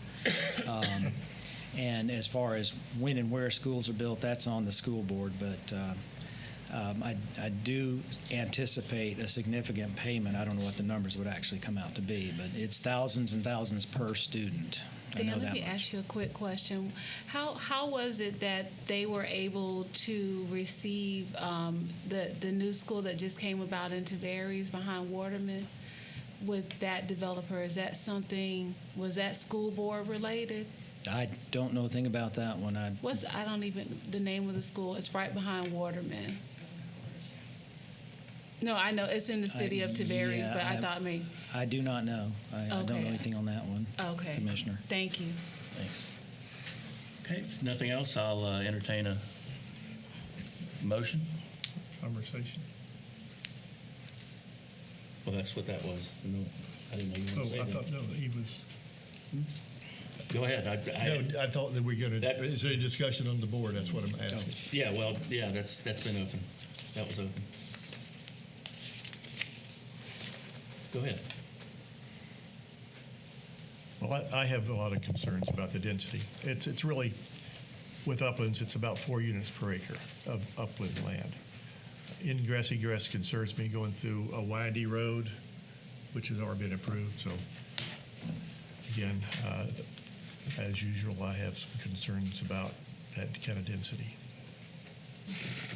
And same here, Mr. Chair. I mean, I've been very adamant about these small lots coming into the city, and I got to stick to what I believe in, this density is. Okay. Chairman. I also have concerns about besides the density, there seems to be a lot of water issues besides the city water and sewer, which is good. But the road, the one road coming into the new development, going through the old development, I think it's too high a density for that one road. I think there's got to be other accesses to this development. Mr. Chairman, I live in a community with 1,400 lots. One road in, no problem at all. And it winds. It's Arlington Ridge, for those of you who are familiar with it. Plantation basically has 2 entrances, but it's much larger. I'm not sure, 4,000 some odd homes in Plantation. And it winds all over the place. And it is not a problem. There aren't that many people. Now, of course, there's senior communities, and this is not a senior community, so I'm sure there's a factor here that kind of changes the numbers. But I doubt very much that even at rush hour, that riding through another community is going to be a problem. There is another entrance. There are 2 entrances. I understand you're going to be over on the west side. That's not there. No. Well, not yet. Not yet. It's not a for sure. Is there a second required exit now for emergency at this time? The property to the east is designed with a boulevard entrance and exit, so that takes care of that. That takes care of that requirement. Right. Okay, that's the only thing. Okay. As far as lot size goes,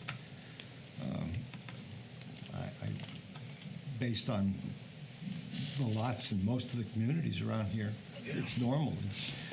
2,800-foot lot, that's single story on a 65-foot wide lot is not that unusual. And that permits a minimum 20-foot front yard, 20-foot rear yard, a house that may be 60, 65 feet deep. But I assume since this is a multi-age community, you're going to have two-story houses here also, which will take up much less of a footprint on the lot. So again, I don't see that as a problem. That's my 2 cents. All right, thank you. All right, we'll go to, does anybody have a motion?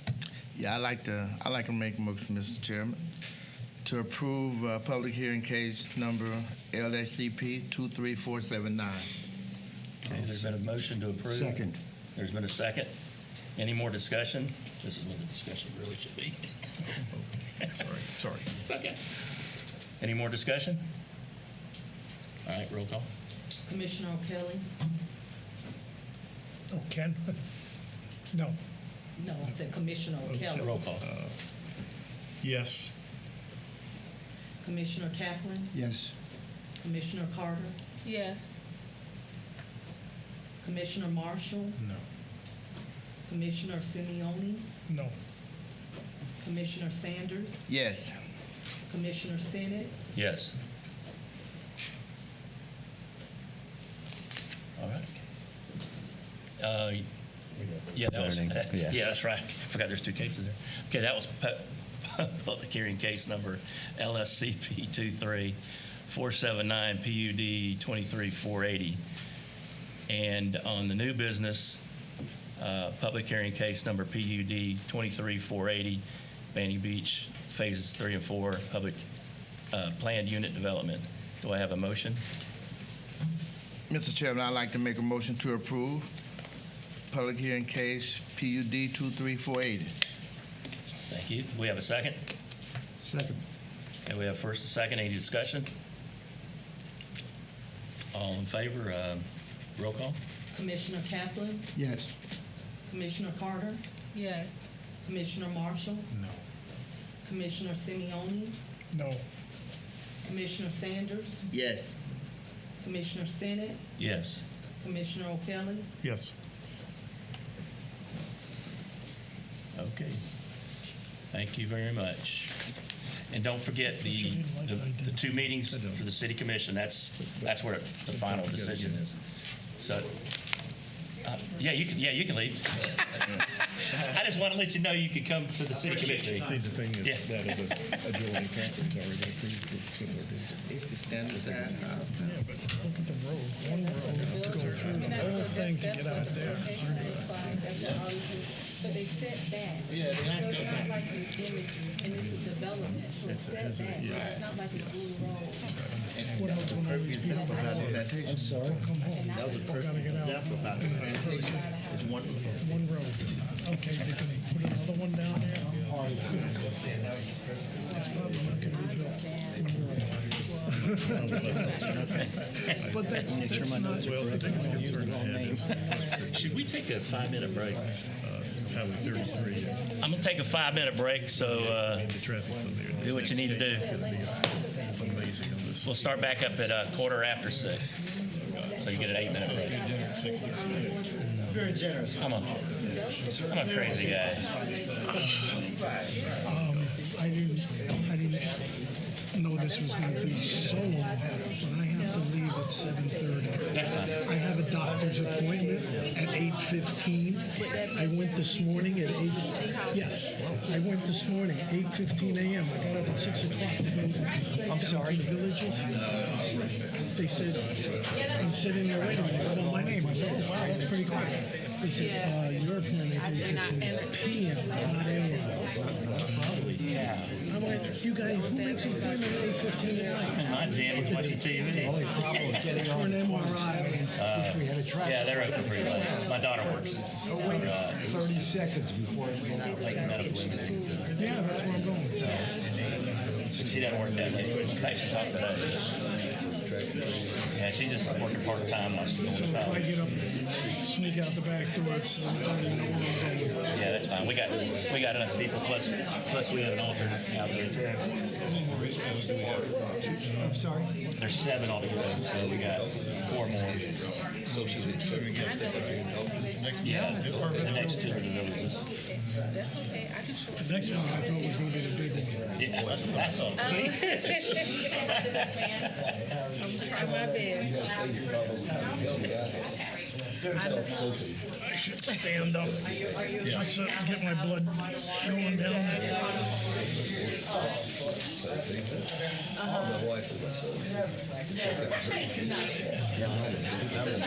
We heard you. Thank you so much. Appreciate it.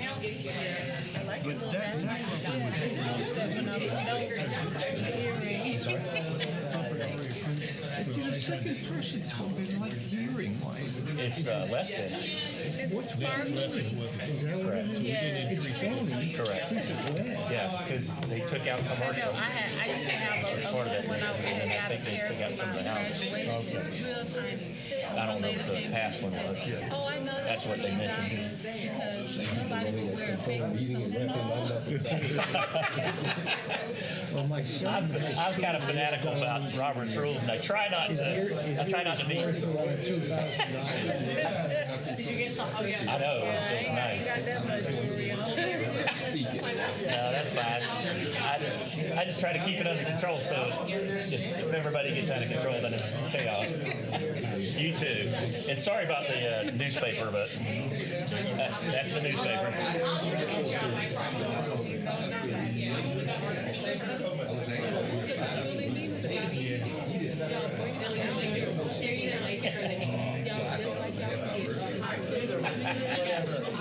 It's good to see you. Take care.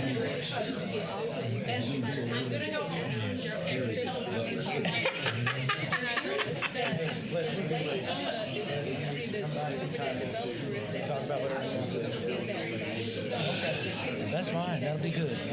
We'll enjoy it. Yes, sir. Yes, sir. That'll be good.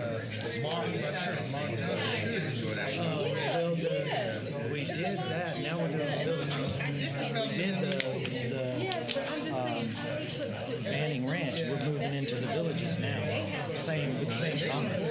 Same comments. But I get it.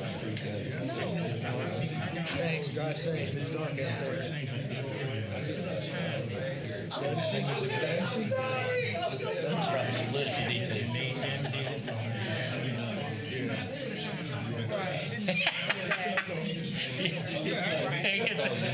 It gets interesting. We're not done yet. Just thought I'd try. No, not yet. I'm sorry, with all the noise in the background. Yeah. Got stupid. Picked up something too heavy for the bag. That's not good. Yeah. That's why something in the office is about 2 months. It's been a while. You might want to sublease that. Mike, right? Come in. One time, he was thinking about it. Yeah, I'll get back in there. What's funny is, sometimes I'm not up to it, but other times my sister lives here now. And she'll come over to my house after lunch just to hang out, and I treasure those type of kind of things at my work. Yeah. But that's one of the reasons I haven't been there yet. When she be back here. Back about 5 or 6 years. I don't know. Yeah, she'd be gone forever. She moved. She moved to go to Florida State. I don't think she's been home since then. Other than she stayed with my mom when she was sick. She came down and helped me with my dad. So anyway, we increase the density of our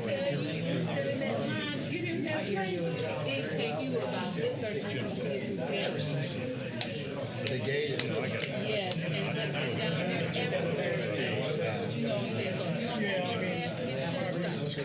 any gas, get but you know, it's not that dense. not like not like them, man. Yeah, but I'm find out There's a lot of concern about non-city sewer, which answer a big problem. Yeah, well, since that, yeah. Well, they couldn't have the If you see that kind of density, You can't have it's going to be, 1 acre lot. you'll never see wells in the sewer. Unless they have their own sewer plant. But, I mean, I sell land like this. That's what I do. I sell land to these developers that build subdivisions. And they will not look at anything unless they get water and sewer to it. That's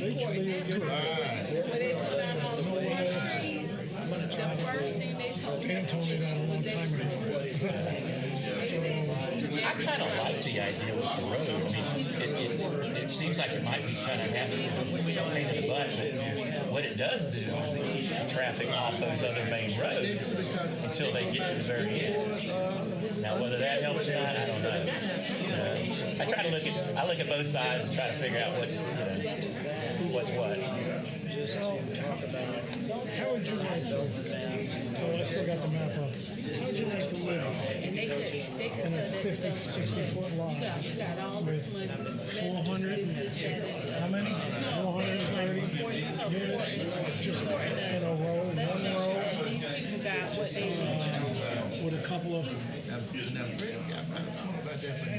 a hurricane comes and you got to evacuate some big lot. And there's one road to get out, and you got to go through another development to get out. No, but I think that girl. Yeah, I mean, like I said, you're driving on the roads lately? They don't want to hear much about it. Yeah, and they do have some developments that they have the big lots and houses, but you can't build, you cannot sustainably build a whole community of that.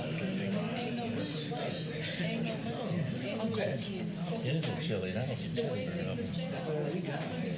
Right, especially how a development like this. We may have to address it because Man, I paid my property. some of these people will leave after this next one. Yeah. You pay my, in my, you know how much my insurance is on my house? Okay, I think 5 minutes Start looking for your seats, please.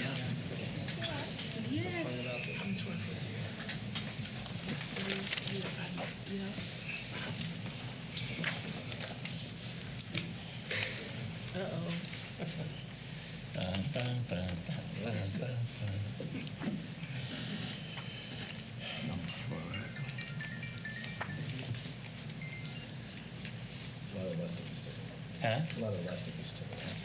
Well, howdy. That's why I rarely do breaks, because you can't get the cats back together.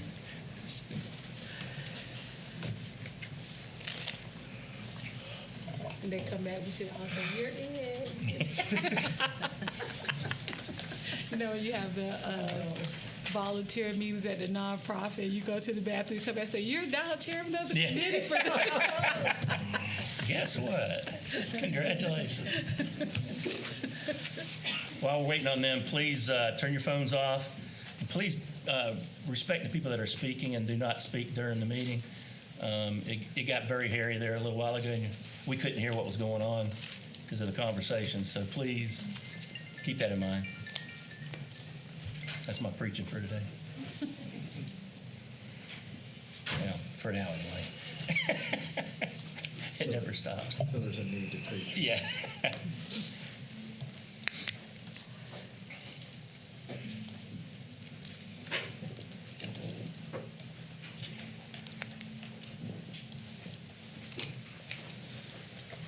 It's okay.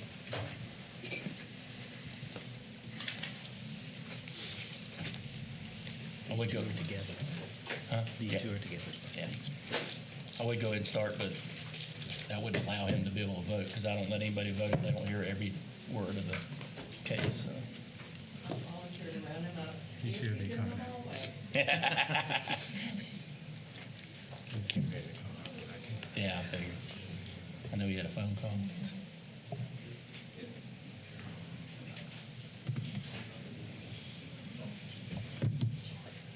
Dun, dun, dun, dun, dun. Sorry, guys. That's okay. Thank you, thank you, thank you. All right, we're back on. Okay, case 4 and 5 are just like the last one. We're going to present all the information, then we'll vote on each case individually. And thank you, Dan, for reminding me. Thank you, Mr. Chairman. I'll go ahead and I'll announce them first. Yes, sir. New business number 4 is public hearing case number LSCP 23509 VOWL 6 SP, whatever that is. Secret promise. Large-scale comprehensive plan and text amendment. And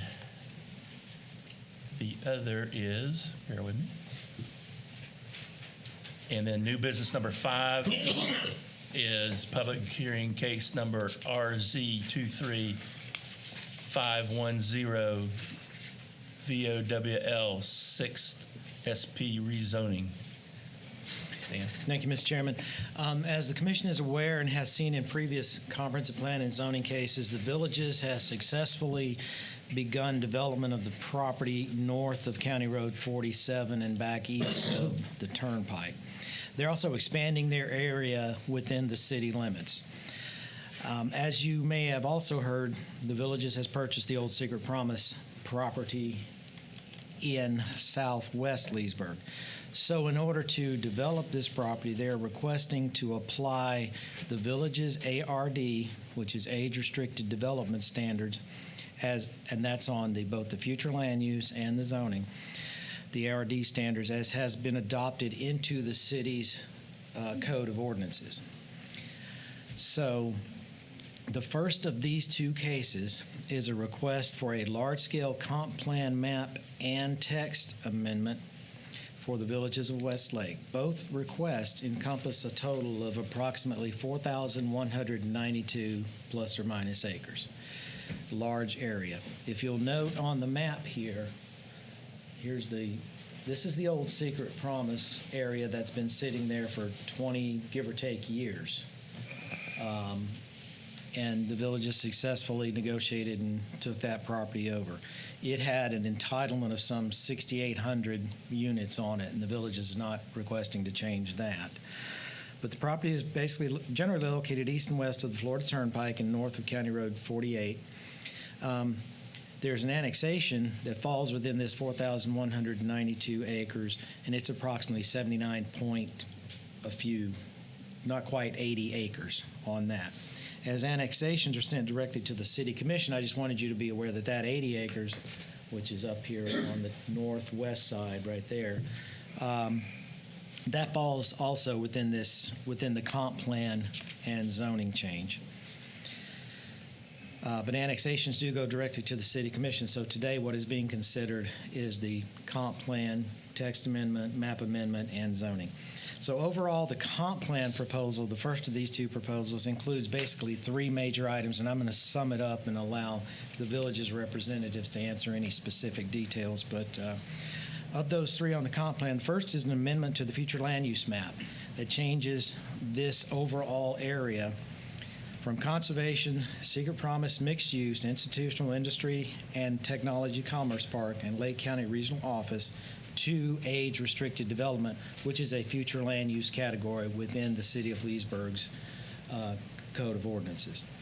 They'll also be deleting the Secret Promise DRI, Development of Regional Impact policies that are found in the future land use element.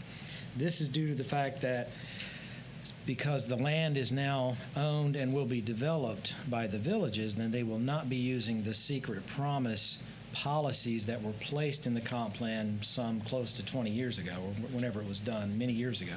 And those policies, because it's no longer Secret Promise, we don't need them. We need to delete them out of our comprehensive plan. And replace those with the goals and objectives of the Secret Promise ARD.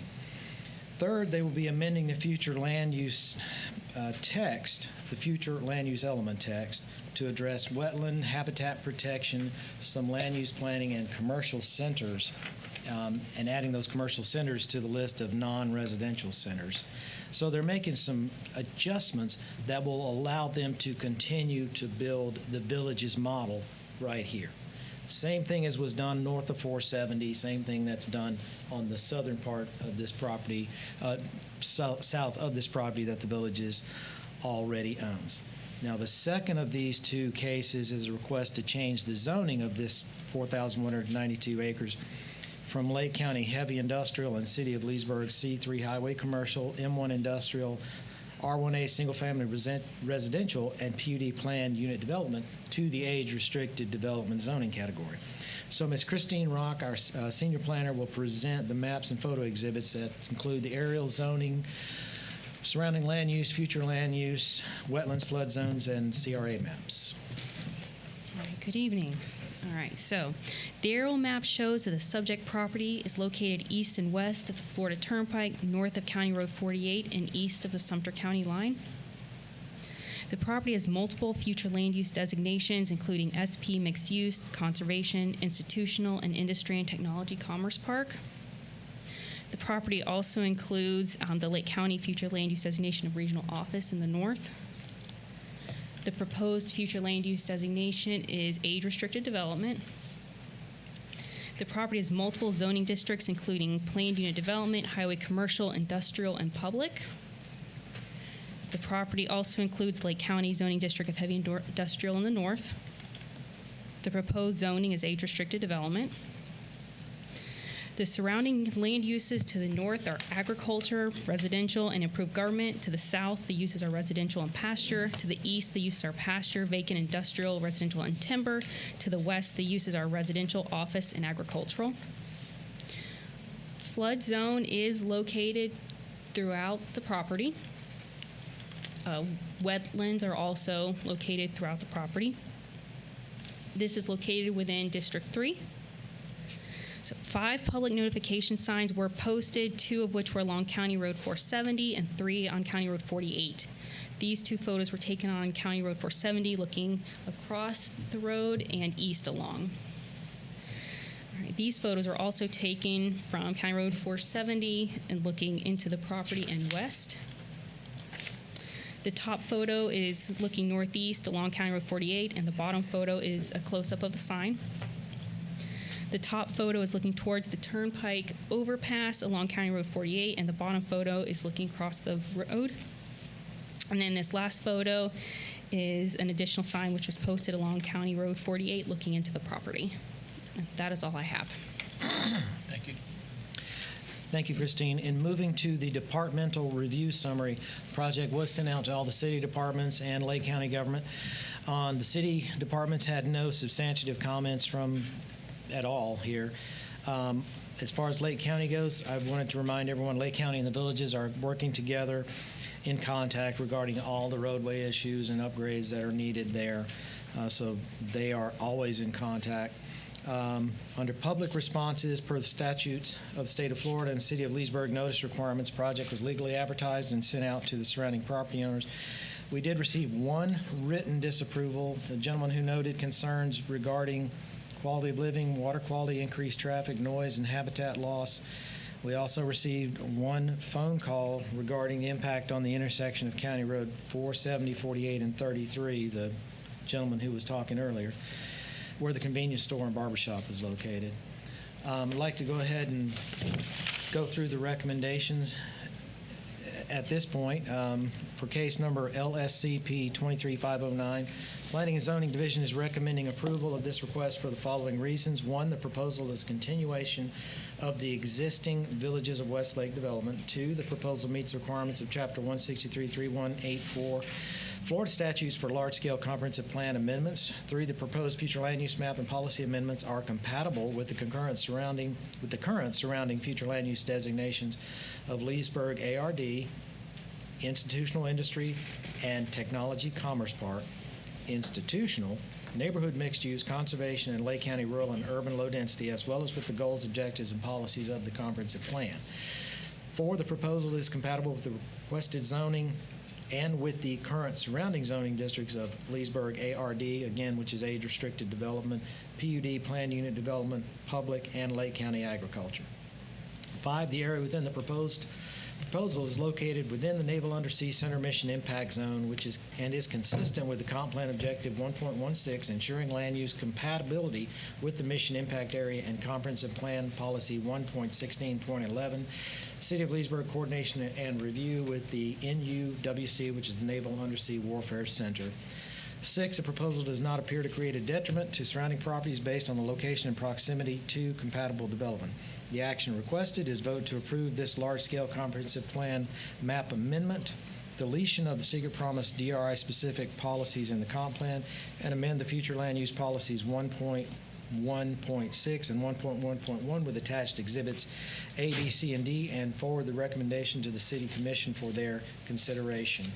To briefly go over exhibits with this, Exhibit A is the comprehensive plan amendment, and this is the summary of how they want to do the zoning from mixed use and conservation to age-restricted zoning, age-restricted development zoning.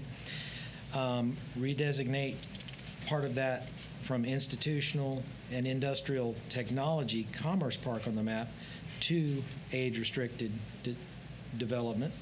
Redesignate the 79.3 acres on the future land use map, which again was the part up there on the northwest corner of the map, to age-restricted development. That's the annexation part. Delete the secret promise DRI-specific policies, which are listed, and then amend the future land use policy to address the wetland habit protection and some other issues, and amend the future land use policy to add commercial centers to the list of non-residential centers. So those exhibits follow that, and it shows the strike-throughs of what we're taking out because it's no longer needed or appropriate for this property. And then the new language is being added in Exhibit C, as you see there. So there's no increase in the number of units that was already permitted by the secret promise, and that's on the comprehensive plan. And then the recommendation for the zoning is case number RZ 23-510. Planning and Zoning Division is recommending approval of this request for the following reasons. 1, this proposal is a continuation of the Villages of Westlake development. 2, the proposed zoning is compatible with the proposed future land use designation of age-restricted development. 3, the proposal is compatible with the surrounding existing future land use designations and zoning districts. And 4, the proposal does not appear to create a detriment to surrounding properties based on the location and proximity to compatible development. Therefore, the action requested is vote to approve staff's recommendation to rezone the subject property to ARD and forward to the City Commission for their consideration. Mr. Chairman, I'd like to introduce Mr. Marty Zuro and Mr. Darren Taylor, who both represent the villages. They're here to present, to answer any questions, any additional questions you may have, and staff is recommending approval of both cases, sir. Okay. Is there any questions of staff before we go to the applicant? No, sir. All right. Thank you. Planning Commissioners, Darren Taylor, 119 South Monroe Street, representing the villages. I'll be very brief in my comments, but we're certainly happy to answer any questions you might have. Basically, you know, this project was approved approximately 20 years ago as far as the future land use map change to mixed use. Approximately 14 years ago, the DRI master plan was approved, and the city made significant investments in order to plan for development there. And of course, fast forward, that development didn't take place, and now the villages has expanded, and we're on the doorstep of this property. Basically, what we're doing is that we are taking the entitlements that you approved, approximately 6,800, 3.1 million square feet, and we're retiring those. We're not taking those into this project. We are taking our entitlements that you've already provided to us and simply applying those to this property. So it's actually 6,800 less units and 3.1 million less square feet as far as for the overall future development in this area. So we are not increasing as far as the development potential. In fact, we're significantly decreasing. And as Dan had mentioned, certainly as we move forward with the master planning of this, those are future steps, and we'll have to look at various impacts. But at this level, from a land use and zoning standpoint, we are significantly reducing the impacts of what could have come out here over time. And Commissioners, I'm happy to answer any questions you might have. Okay. Any questions of the applicant? Cool. Thank you. Has anybody signed up to speak for or against? Cool. Who would have thought this would have been a quick one? All right. We'll close to the public and for discussion and render a decision. And I'll accept the motion. Mr. Chair, I'd like to make a motion to approve public hearing case number LSCP 23509 VOWL6 SP Large Scale Comprehensive Plan Map and Text Amendment. Thank you very much. Do I have a second? Second. Got a motion and a second. Any discussion? Roll call. Commissioner Carter, Yes. Commissioner Marshall, Yes. Commissioner Simeoni, Yes. Commissioner Sanders, Yes. Commissioner Sennett, Yes. Commissioner O'Kelly, Yes. Commissioner Kaplan. Yes. Cool. On public hearing case number RZ 23510, do I have a motion? Make a motion that we approve RZ 23-510. Hard to say. Well, okay, the motion been made. Is there a second? I second that motion. All right. Any discussion on that? Roll call. Commissioner Marshall, Yes. Commissioner Simeoni, Yes. Commissioner Sanders, Yes. Commissioner Sennett, Yes. Commissioner O'Kelly, Yes. Commissioner Kaplan, Yes. Commissioner Carter. Yes. Okay. That's it. Mr. Chairman, Yes. I'd like to thank Mr. Zuro and Mr. Taylor. We wanted to have them on first on the agenda, and unfortunately, we had to make some last-minute changes. So, gentlemen, thank you. I appreciate it very much that you stuck with us. Thank you, guys. And you got the city dates, I'm sure. Yes. City Commission. Okay. All right. New business number 6, public hearing case number PUD 23489, 2512 West Main, triplex PDO planned development overlay. Thank you, Mr. Chairman. This, by way of background, this is a request for a plan development overlay to allow construction of a triplex on West Main Street. The location is generally on the north side of West Main and west of Harold Street. The property consists of approximately 14,600 square feet, which is about a third of an acre. The zoning on the property is C1 neighborhood commercial, and the future land use is general commercial. In the city's land development codes, they require a planned zoning district for residential properties in a commercial zone. This is similar, not exact, but similar to what occurred earlier tonight, which is the reason for this request. The property is currently being used as a single-family residence. The use as a triplex, the request to turn this into a triplex by demolishing this house and building a new triplex is what triggers the request. There are existing single-family duplex, triplex, and commercial development in the area, so it is a mixed-use area again. Ms. Max Van Allen, planner, will present the maps and photo exhibits, which include the aerial zoning, future land use, surrounding land use, wetlands, flood zones, maps, and CRA maps. Thank you, Mr. Miller. The subject property is located north of West Main Street and west of Harold Street. The property is presently zoned C1 neighborhood commercial, and the surrounding zoning includes C1 to the north, east, south, and west, C2 to the west, R1 to the west and south, and R2 zoning to the north. The proposed zoning is C1 neighborhood commercial with a planned development overlay to allow the triplex use.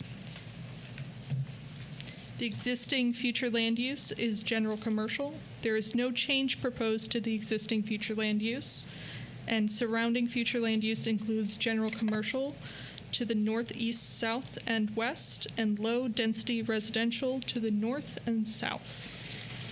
Surrounding land uses include triplex, single-family, commercial, and vacant.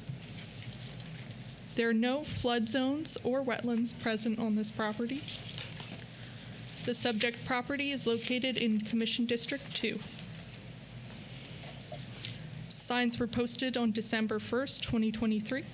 The top image is going to be a close-up of the sign on the property from West Main Street.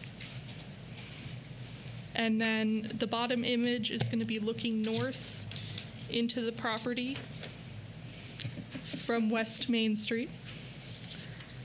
We have looking east along West Main Street on the top, looking south across West Main Street, and finally looking west across West Main Street.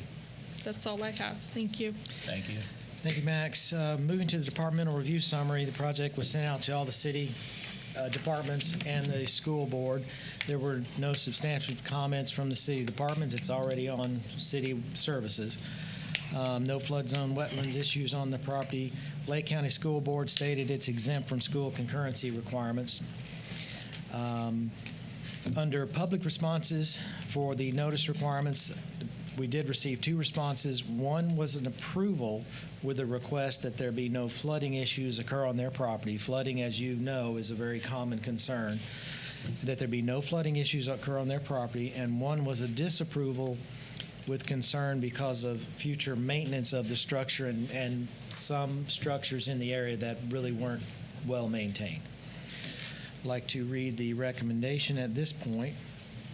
For PUD 23-489, the request is the same request as we saw before, a planned development overlay to a C1 neighborhood commercial zoning to permit a triplex use in a general commercial future land use with the same waiver from section 25-282A1 from the 5-acre minimum requirement. Under the background for this, again, the C1 neighborhood commercial does permit triplex uses under the City Code of Ordinances in the use table. But the future land use designation of general commercial says if you're going to have a residential use in general commercial, it needs to have a planned zoning. So instead of running a full SPUD or a PUD, we're starting to use the planned development overlay. It's a lot faster, lot simpler, and achieves the same use. And we're planning to use these in areas where there are mixed uses and they make sense. As currently zoned, again, we'd end up with a spot zoning if we did anything different besides an SPUD, which would be more complicated. And we don't want to be incompatible with the comp plan, and it will be compatible.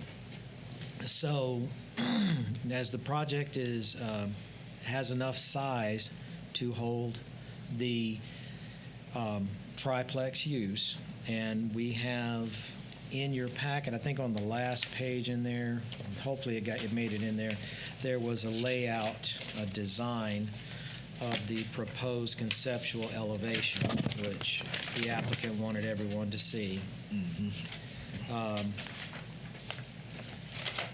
So with that, the Planning and Zoning Division is recommending approval of the request for the following reasons. One, the proposed request on the subject property is compatible with the existing zoning district of C1 neighborhood commercial and the surrounding zoning districts of C1, C2 community commercial, R1 low density residential, and R2 medium density residential.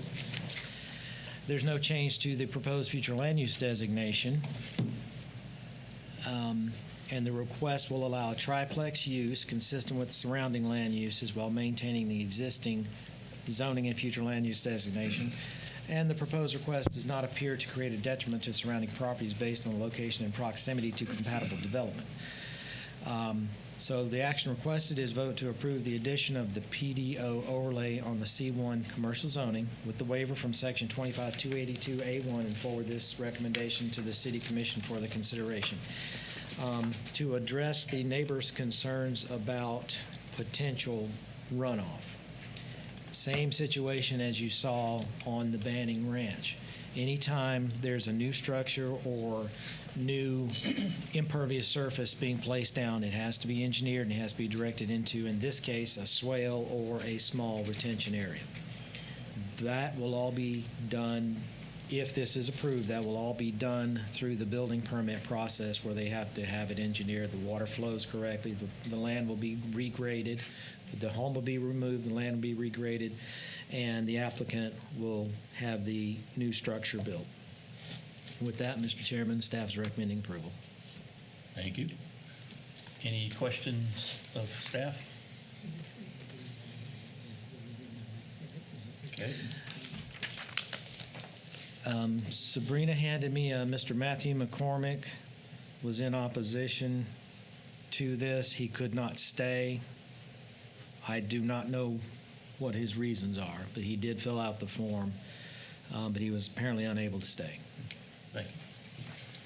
Thank you. Is the applicant here? Anything you'd like to add to it? Or?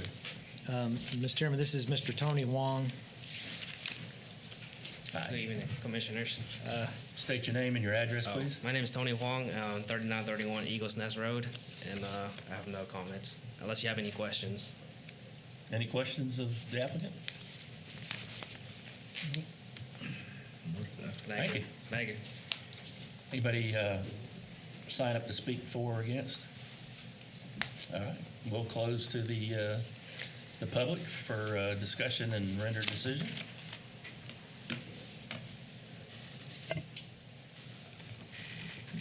Any motions? Any emotions? Yeah, I'll make a motion regarding PUD 23489 that we move to approve. Thank you. I'll second. Thank you. Any discussion? Roll call. Commissioner Simeoni, Yes. Commissioner Sanders, Yes. Commissioner Sennett, Yes. Commissioner O'Kelly, Yes. Commissioner Kaplan, Yes. Commissioner Carter, Yes. Commissioner Marshall. Yes. Thank you very much. And don't forget, it's going to go before the City Commission January 22nd and February 26th, tentatively. Oh.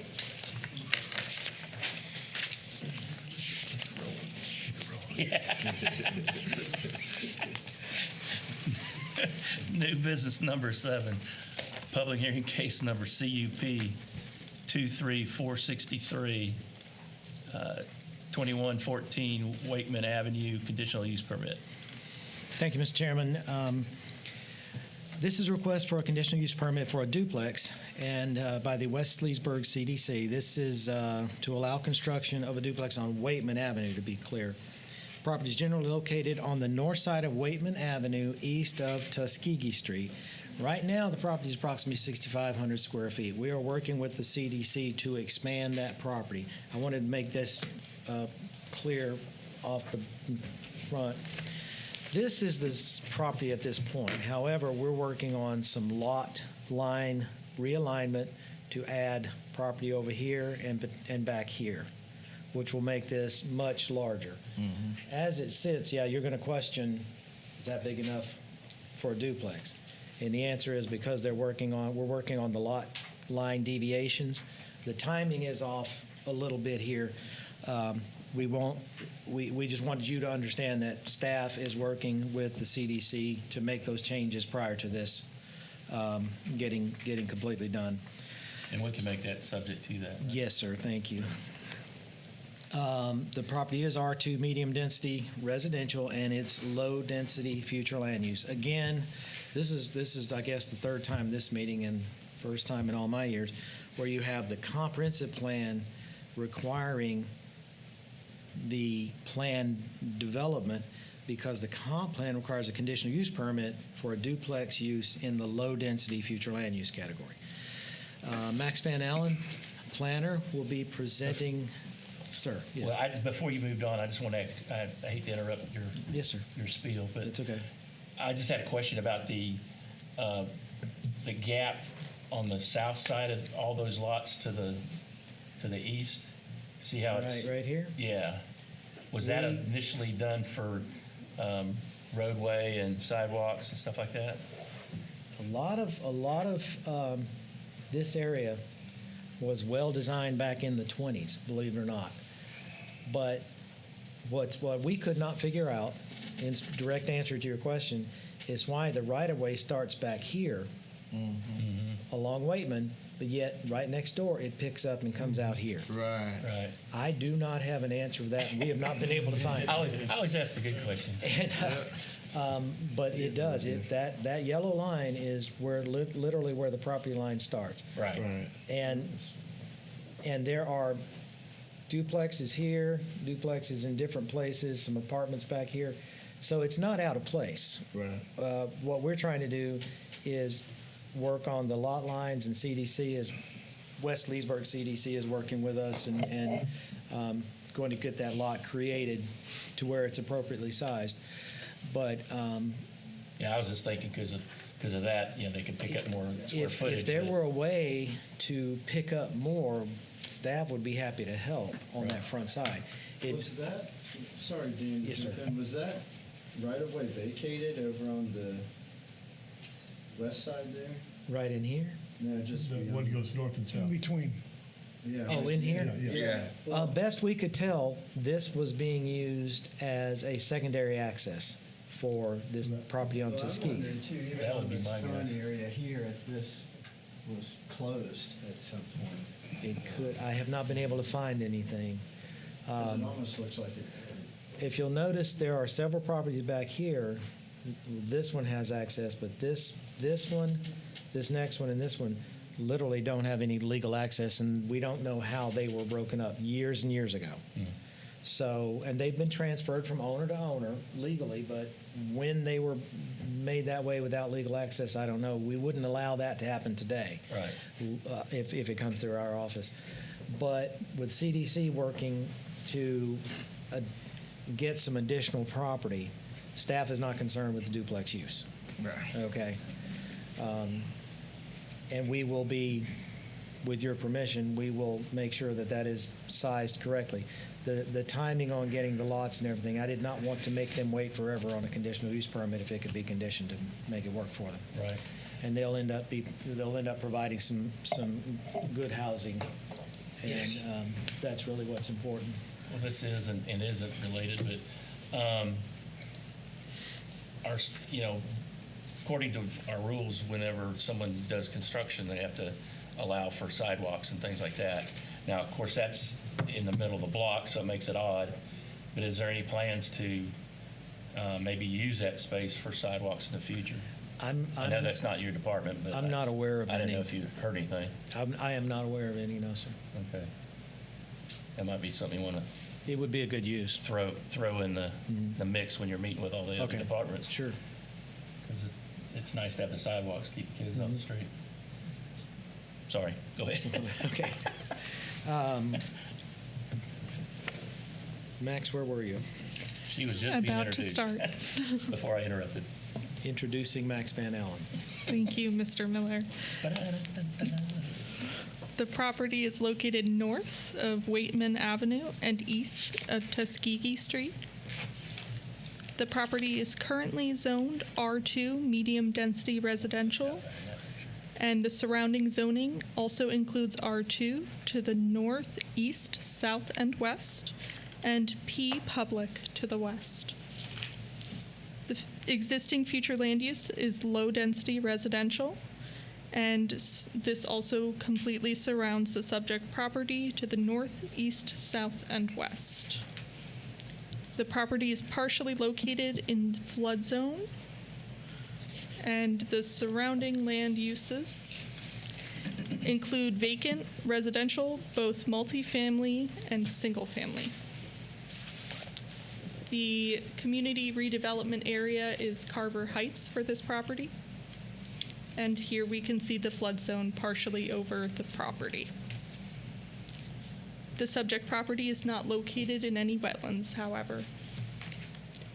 It is located within Commission District 1, and I believe signs were posted on December 1st, 2023. The top image showing the close-up of the sign on the property, looking north into the subject property from Waitman Avenue is the bottom image. Then we are looking east along Waitman Avenue on the top and looking south across Waitman Avenue on the bottom. And then looking west along Waitman Avenue finally. Thank you. Thanks. Thank you, Max. Moving to the departmental review summary, it was again sent out to all the city departments and Lake County Government and School Board. No comments from the city departments. This entire area is on city water and wastewater. I note that there is some flood zone on the property. These flood zone maps are not always what they appear to be.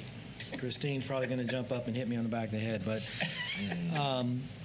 a few years ago, the Berry Park project was put into this area, and the reason is that much of the area was in the flood zone.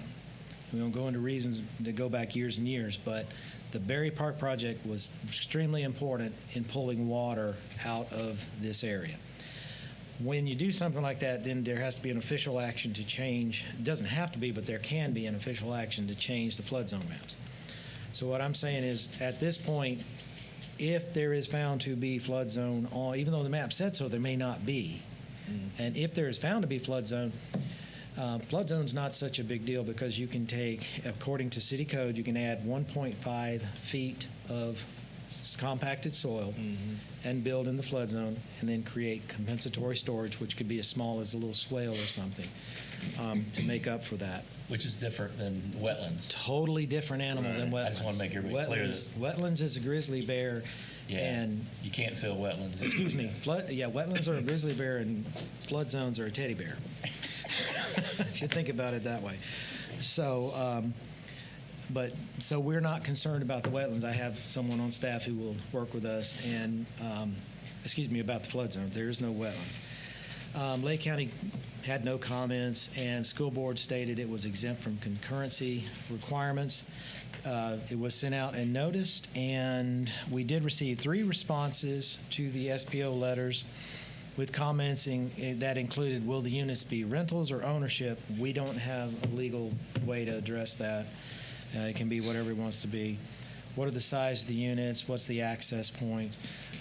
And then under the recommendation for conditional use permit CUP 23463, Planning and Zoning Division is recommending approval of the request for the following reasons. The request meets the requirement set forth in Section 25-141 conditional uses and Section 25-284 district use regulations of the City of Leesburg Code of Ordinances for the granting of a conditional use permit to allow for the development of a duplex. Subject to the conditions listed below, number 2, the proposed conditional use does not appear to create a detrimental impact on the surrounding properties. 3, the request does not create an inconsistency with the City of Leesburg Comprehensive Plan. There are 5 additional conditions, the first being that it is granted to allow the development of duplex in the R2 zoning district. 2, it's subject to all City of Leesburg code requirements, including zoning and building codes. 3, the granting of the CUP does not exempt the applicant from any other applicable regulations of the city or other government. 4, the violations of the conditions may result in the permit becoming null and void.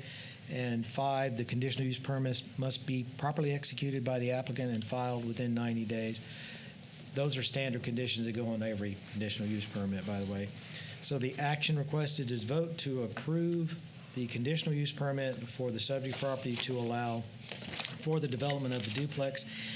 And staff is recommending approval. And Mr. Fred Griffin Jr., who is the president of the West Leesburg CDC, is here to answer any further questions you may have, sir. Thank you. And we also want to make it subject to getting that extra land. Thank you, sir. We will add a condition, if it pleases the commission, that there will be enough land subject to the lot line deviations that we're working on. Cool. Thank you. With Mr. Griffin. Any questions of staff before we go to the applicant? No, sir. Okay, thank you. Yes, good evening, councilmen and commissioners. My name is Fred Griffin Jr. I am the president of West Leesburg Community Development Corporation that is over off the 468 area. Anything west of Leesburg, I'm basically responsible of. Just to give you a little history, and thank you, Mr. Miller, for that caption. City of Leesburg, about 3 years ago when they had the COVID funding, they gave us $750,000. We've been up and down the rodeo for the last 3 years with the commissioners to get it approved properly on how we need to use the funding. Now, everyone else that received their funding spent out. We're the only one that's been sitting on our funding. So now we're at a place where we have found a common ground that the City Commission has approved to be used. $500,000 for new construction, $200,000 is going to be used for redevelopment of our choice, and the other $50,000 was used for our general funds. And just to just to go back a little bit, that little L shape that's next adjacent to that property, we have put in for 3 partials that went before, that still need to go before the commissioners. However, it's been sitting on the housing desk, but that is Tuskegee and that Waitman in that area. So that would give us additional land that we need that we came up short for 500. So it will give us actually about 9,000. Thank you. Yes, sir. Yeah, it will give us about 9,000. The only thing that we're waiting for is the commissioners to come back to look over the partials that we put in our request. And this other organization has put in as well. So that will help us out when it comes to that L shape. And that's basically, and I heard someone had a comment, it's going to be used to take the blank out of the community. Carver Heights area itself is, we're trying to bring it back up, and especially being redeveloping, we're trying to make others first-time home buyers, so that duplex will give an opportunity for someone to be a first-time home buyer, and that's when we come into play to help with closing costs and et cetera. The entryway for that particular property, and I saw that they had the duplex up, it's going to be Waitman. It's going to be the entry point.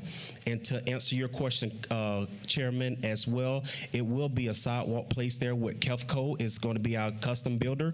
We have went through the entire process of picking out the cabinets, the flooring, you name it. We're ready. We're just waiting for your approval. But it will be a sidewalk that's going to go there as well. And that's all I have for you all tonight. If you have any questions for me, I'll be more than welcome to answer. Cool.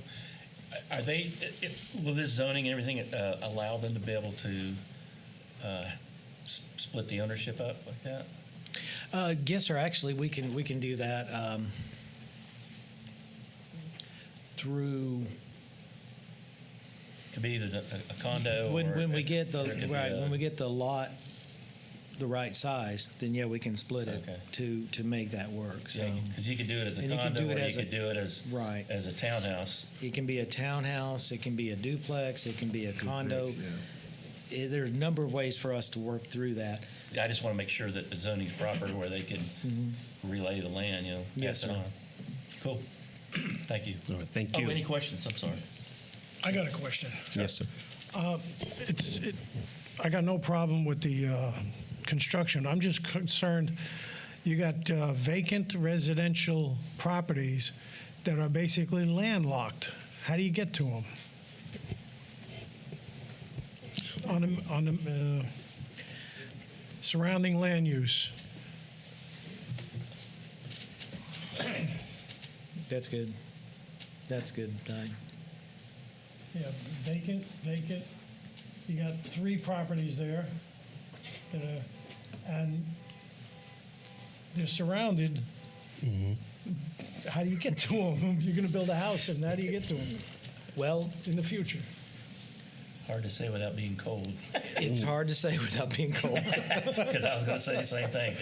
It's not their problem. It's a peripheral issue to this one, but it's been in that condition for many, many years. And they were split out. Now, what the owner of a property that's internal would most likely have to do is purchase some form of easement or get some type of easement granted. And I would let the city attorney. Yeah, there's a couple of options. You know, landlocked property obviously is not something that Florida public policy favors. So there are statutory options that are given to landlocked property owners, and so there's basically two different types of rights of way you could be entitled to.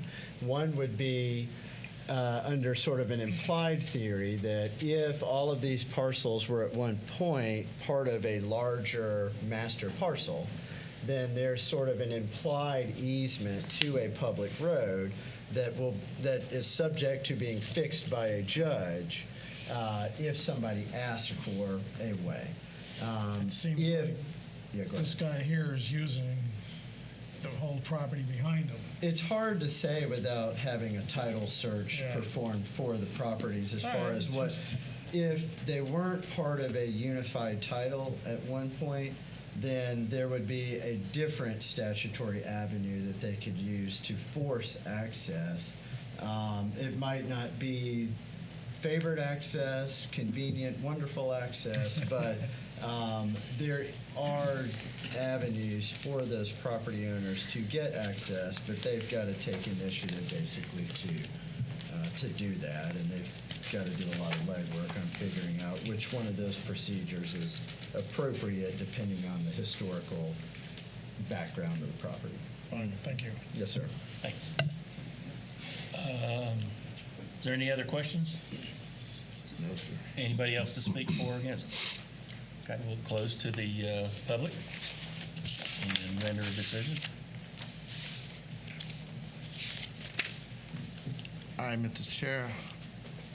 I'd like to make a motion to approve public hearing case number CUP 23463, 2114 Waitman Avenue, conditional use permit. Second. And was that with the condition of the expanding of the land? I'll take care of it. I know what to do. Okay. Thank you. Was there a second? Second. Okay, sorry. Any discussion? All right, roll call. Commissioner Sanders, Yes. Commissioner Sennett, Yes. Commissioner O'Kelly, Yes. Commissioner Kaplan, Yes. Commissioner Carter, Yes. Commissioner Marshall, Yes. Commissioner Simeone, Yes. Thank you very much. Happy building. Yes, sir. Happy building. All right. There's nothing else? Yes. Yeah, go ahead. I'd like to wish everybody a happy holiday. Happy holiday, brother. Thank you very much. Thank you. Holidays. Thank you so I much. was remiss. Thank you for doing that. Well, y'all work Enjoy it. today. Yep, that's it. Thank you, everybody. Make a motion to Adjourn. Yeah. I keep doing that in every second. It's all. I thought about checks it. out I said, before should I even Christmas. do that anymore? I do it every time. I got to sign those. I've done that for years. Well, these seem to be pretty big. Thank you, everybody. Happy holidays. I saw that. I had to have a chance to sign them, but I saw it. Thank you, sir. Good to see you. And they could argue that as a prescriptive easement, too, sort of an easement by owners. You too. They've got a variety of Oh, yeah. Which one was it? Start getting cool in here. Yeah, it is. I would Yes. think I a don't get road, cold very since it's a pretty deep piece of property. I mean, not a